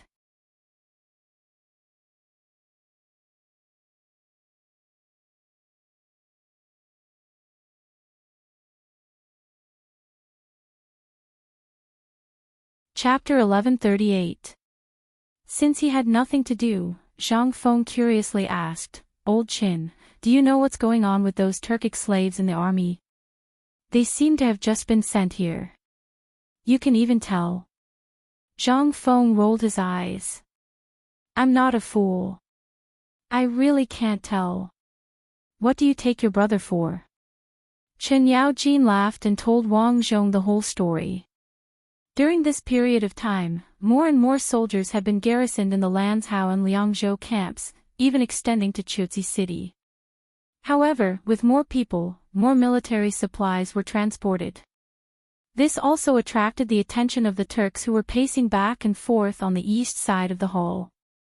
They were also short on supplies, and they didn't even have enough to eat. When they saw a long line of caravans, there were naturally people who were willing to take the risk. The ones who were caught were a group of Turkic scouts. Half a month ago, according to Old Qin, his camp had been ambushed by these people. After sacrificing more than 30 people, Old Chen's subordinates had finally managed to kill these Turks. Even so, these people were still lying on the salt bags like mad dogs, crazily eating the salt one handful after another. They also lacked salt. Qing Yaojin had kept the price of salt at 1 yuan per catty. Moreover, there was a price but no supply. How could this not cause resentment among the people? Qing Yaojin opened up the supply of vinegar cloth and a small amount of fine salt to eat. At least it had the taste of salt. Anyway, the common people usually didn't eat much salt. The purpose of this was to strictly prevent the Turks and the streamers from causing trouble and spreading this precious thing. After all, the salt sold to the public at this time was poisonous. This was something only a few of them knew. If the matter of these years was spread out, it would be big trouble. Therefore, Qing Yaojin did not care about anything else and kept these people here. In this regard, Zhang Feng also faintly felt that the Turks lacked salt. The Turks' geographical location was very special, belonging to the high-altitude plateau. No one could last more than a few days in a high-intensity activity. Moreover, the situation was unclear at this time, and the Tang army had dispatched so many troops to sneak here.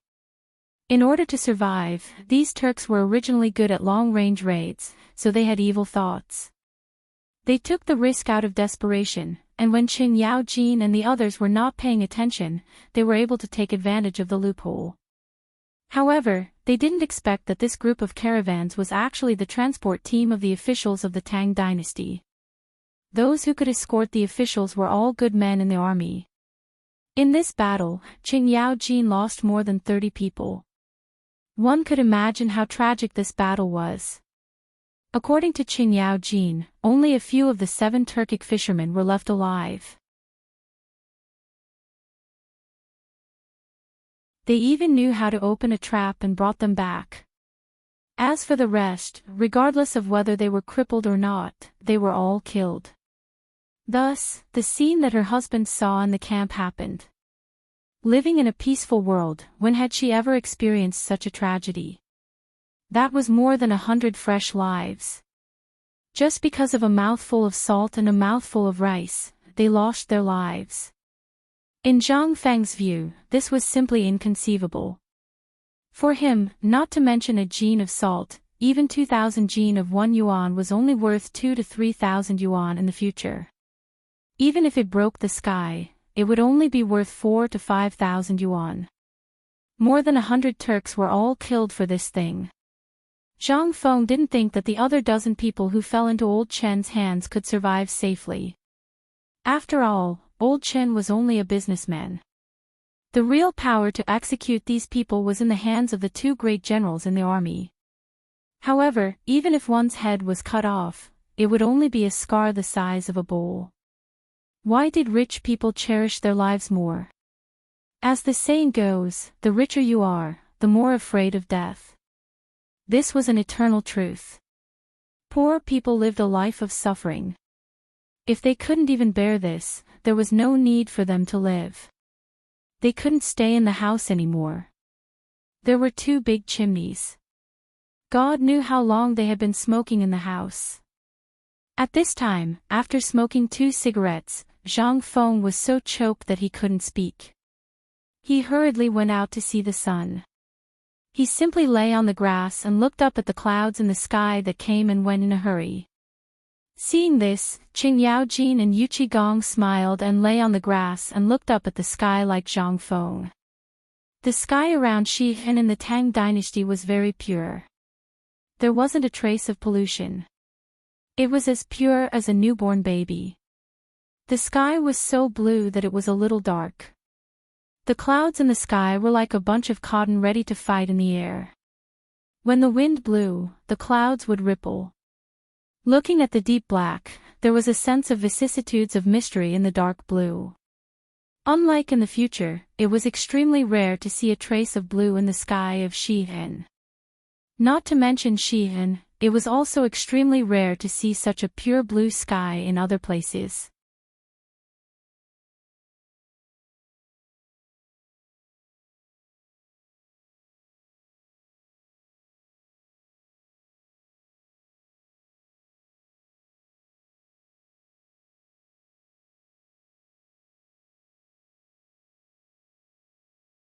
Chapter 1140.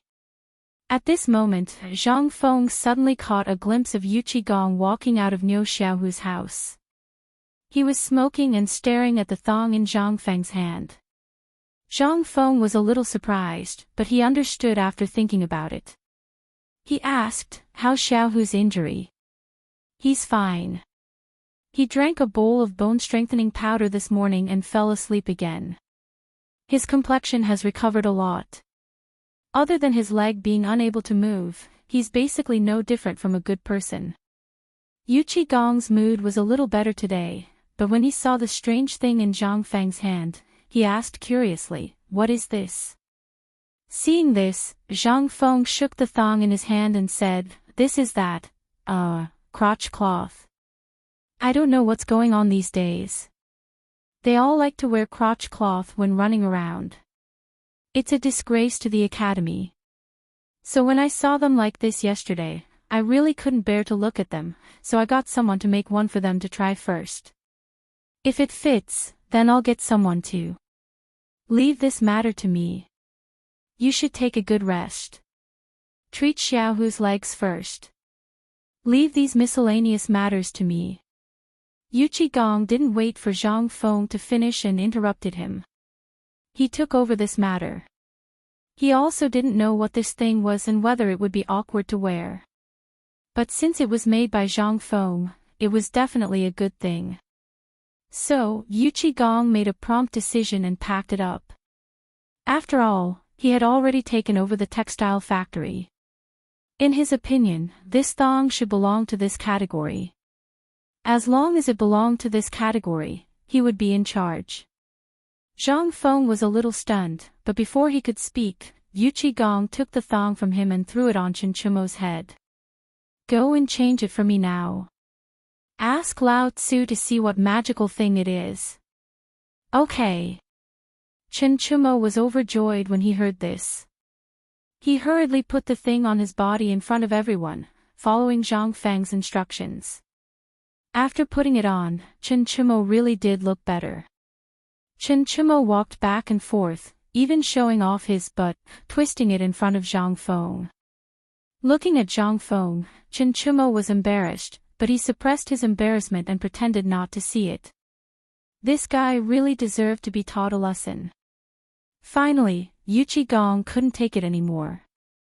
He scolded Chen Chumo angrily, "That's enough. What are you doing? Hurry up and put on your clothes." Hearing this, Chen Chumo resentfully put away his desire to show off. Anything that happened on the mountain would always reach Li Shimon's ears. At this moment, in the imperial study, Li Shimon was looking at Niu Jinda anxiously. After listening to Niu Jinda's detailed account of Lan Tian's situation, Li Shimon asked, "We heard that Jinhu's leg was broken. Is there such a thing? After hearing about it yesterday, we sent the imperial physician to the military camp. How is he now?"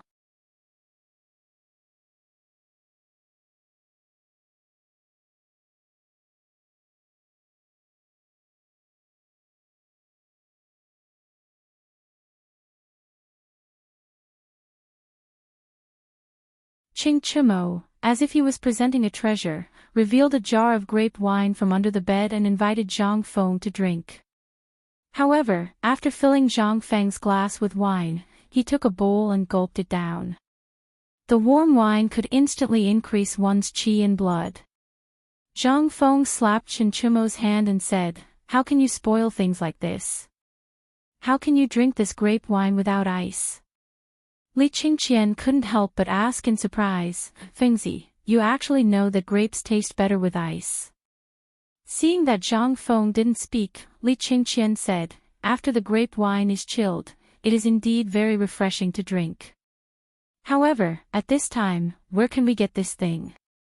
Even in the ice cellar of the imperial palace, this thing is probably very rare."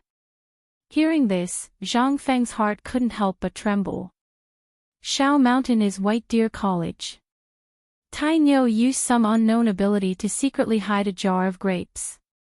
If it weren't for you working hard during this period, he wouldn't have been willing to take out this plate of grapes. It was said that this grape wine was inadvertently given to Uncle Chen by Lord Zhang's son when he drank with his father last time.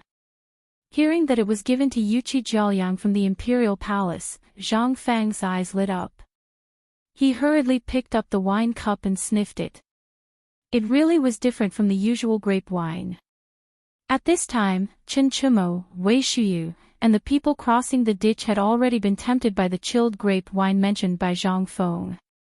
Looking at the steaming grape wine, they no longer had the desire to drink wine. Chen Chumo licked his face and shook Zhang Feng's arm. He chuckled and said, "Fengzi, do you have a way to get ice?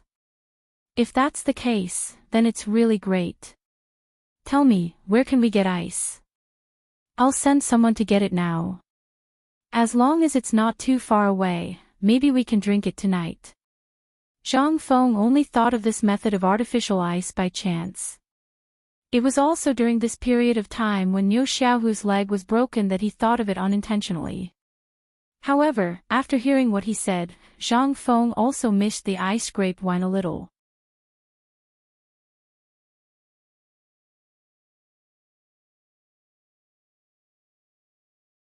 Chapter 1142.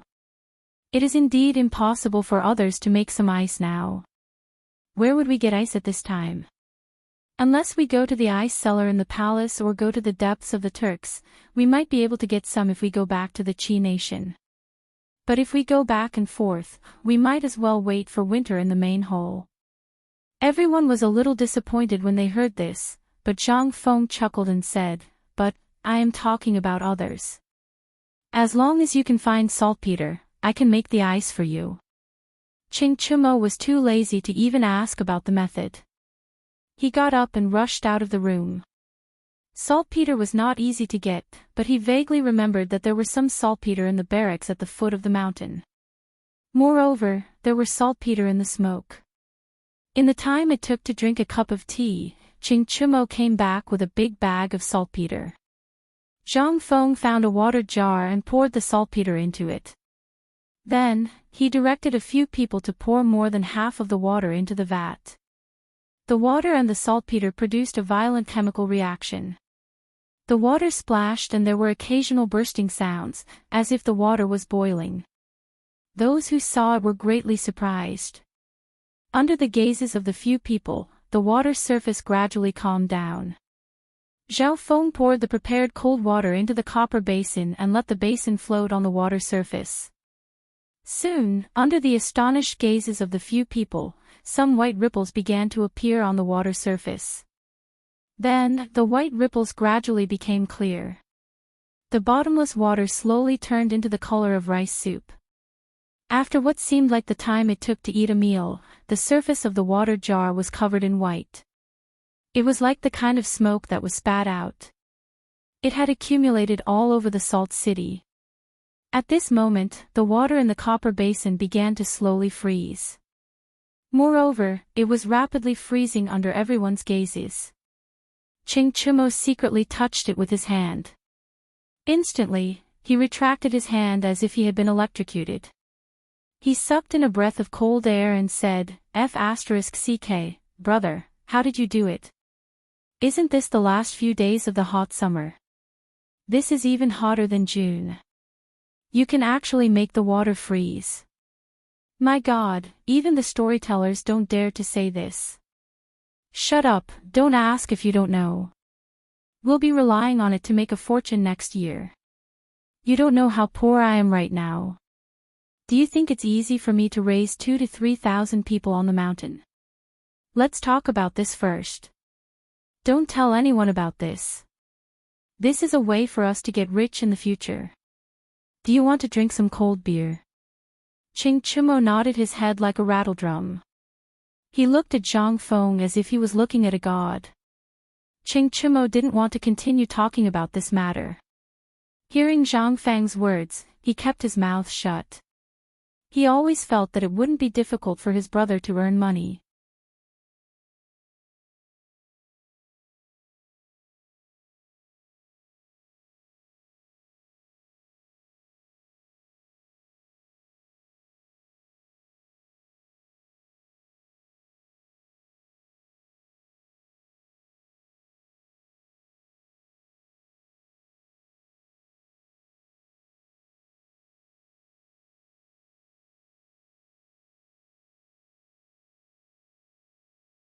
Chapter 1144.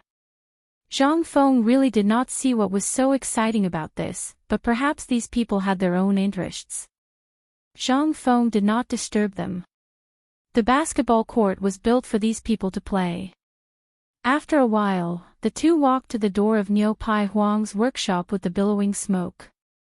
Zhang Feng frowned slightly. The old butler knew that Zhang Feng wanted to go in, so he did not say anything and stood aside to wait. Zhang Feng walked towards Niu Pai Huang's workshop.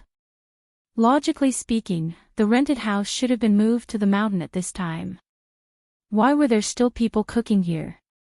When Zhang Feng came closer, there were still many people, about 50 at this time. There was a long line here. Everyone stuck their heads out and waited for something. Niu Pai Huang's wife recognized Zhang Feng. She was also a snob. When she suddenly saw Zhang Feng in a sky-blue robe in the crowd, she thought that it was a handsome young master coming to greet him. She rubbed her eyes and found that it was Zhang Feng. She exclaimed, "Oh, I was wondering who it was." It turned out to be Prince Zhang. At this time, the people at this time did not think that it was Zhang Feng. But when they greeted the wife, they reacted and treated Zhang Hong as the master. Zhang Feng smiled bitterly, cupped his fist and apologized to the people. Then they entered the workshop.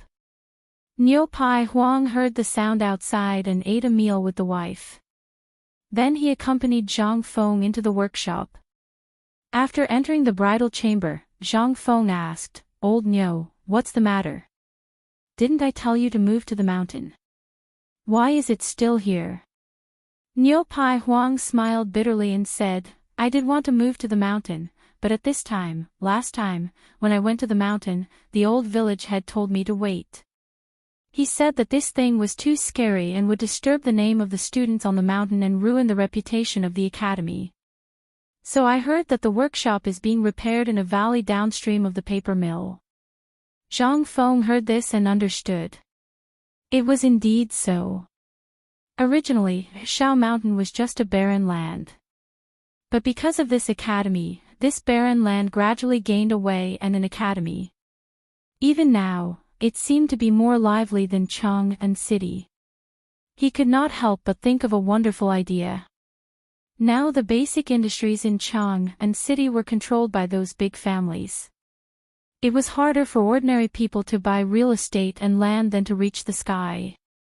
If his brain could develop Xuanshan and turn it into a residential area, that would be. Zhang Feng could not help but have his eyes turn into the shape of copper coins. In his mind, he instantly imagined rows of connected villas in the future. If it was built, as long as he, Zhang Feng, was willing, it could be said that in less than a month, there would be no empty space in the whole of Shao Mountain. Thinking of this, Zhang Feng could not help but feel excited.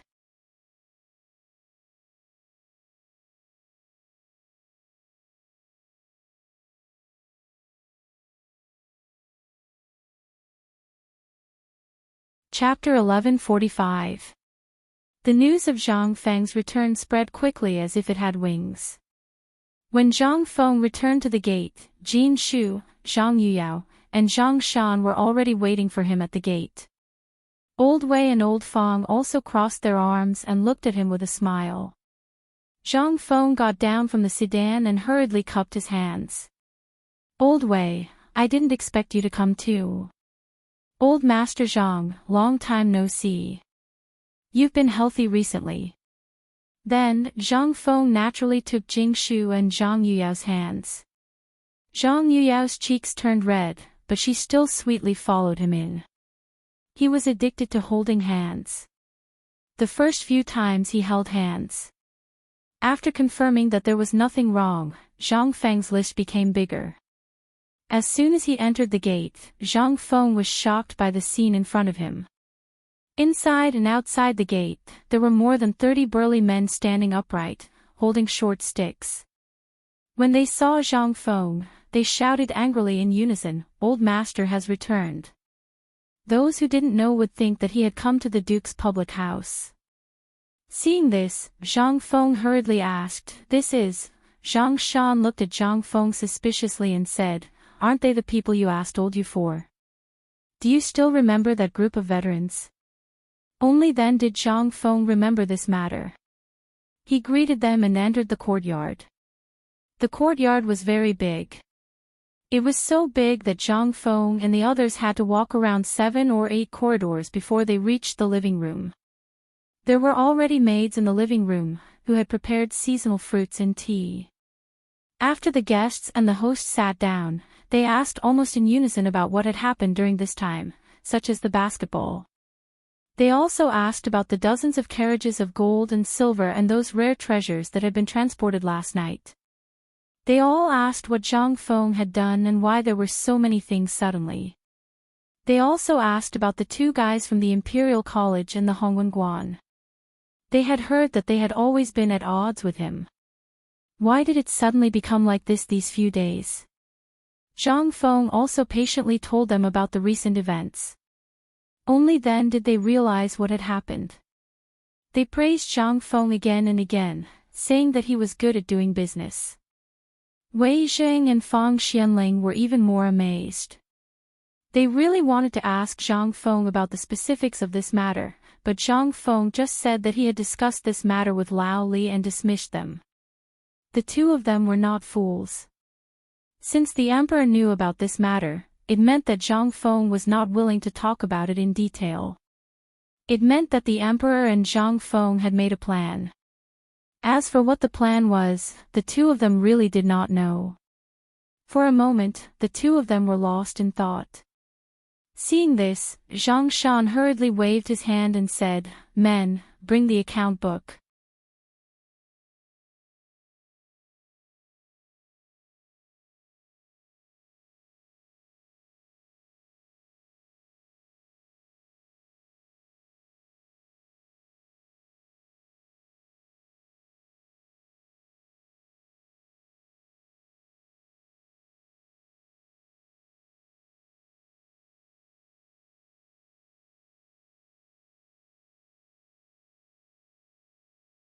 Chapter 1147. Lowering his head, he saw that the young man was wearing a pair of extraordinarily large breeches. The young man sniffled. In his oily hand, there was actually a lump of dirty booger. He rubbed it against the large breeches with familiarity. Zhang Feng was so disgusted that he almost threw up his dinner from last night. He let out a long sigh and looked at the other people who had caught up. They were the newly recruited workers, and their situation did not seem to be much better than the young man's. Zhang Feng turned around and looked at Zhang Shan. Pass down the order. Make a new set of clothes for every worker. Hurry. Zhang Shan hesitated for a moment, but swallowed the words he wanted to say and nodded. In his opinion, Zhang Feng was too benevolent, too benevolent. This was not a good thing for such a big family, but after all, this was Zhang Feng's own family matter. It was not good for him to interfere. It was also not good for him to say anything. At this moment, the young man heard that he had new clothes to wear. I finally have my own clothes. In this era, he did not have any concept of new clothes. That thing seemed to only appear when his mother saw him getting married. To most people, clothes did not exist. He resisted the urge to make a sound. Zhang Feng could not bear to see such a poor person crying. He could not help but have the urge to curse. Zhang Feng turned around and walked away, hypnotizing himself as he walked. Lao Tzu was here to do business and earn money, not to do good deeds. After he finished speaking, he led the two girls away. The young man was stunned, lying on the ground like a dog. He only reacted when Zhang Feng was a distance away. Suddenly, tears burst out from his red and swollen eyes. Then, he quickly kowtowed and shouted, "Thank you for the clothes, thank you for the clothes, I will be a cow or a horse for the rest of my life." His head hit the cold rock on the ground. Red blood splattered, dyeing the sparkling marble red. Zhang Feng could vaguely hear the young man's words. His heart twitched, and he did not know what to say. After a long time, he whispered, "When will this group of people who want to cheat for food and drink disappear?" Although he was cursing, he did not know that a warm current had formed in the depths of his heart. Lao Tzu was going to fall. Zhang Feng returned to his residence and met up with Zhang Shan and the others. They chatted for a while, and there was even some unpleasantness because of this ordinary matter. According to Zhang Feng, he wanted Zhang Feng to find an old butler himself. Having an old man at home was like having a treasure.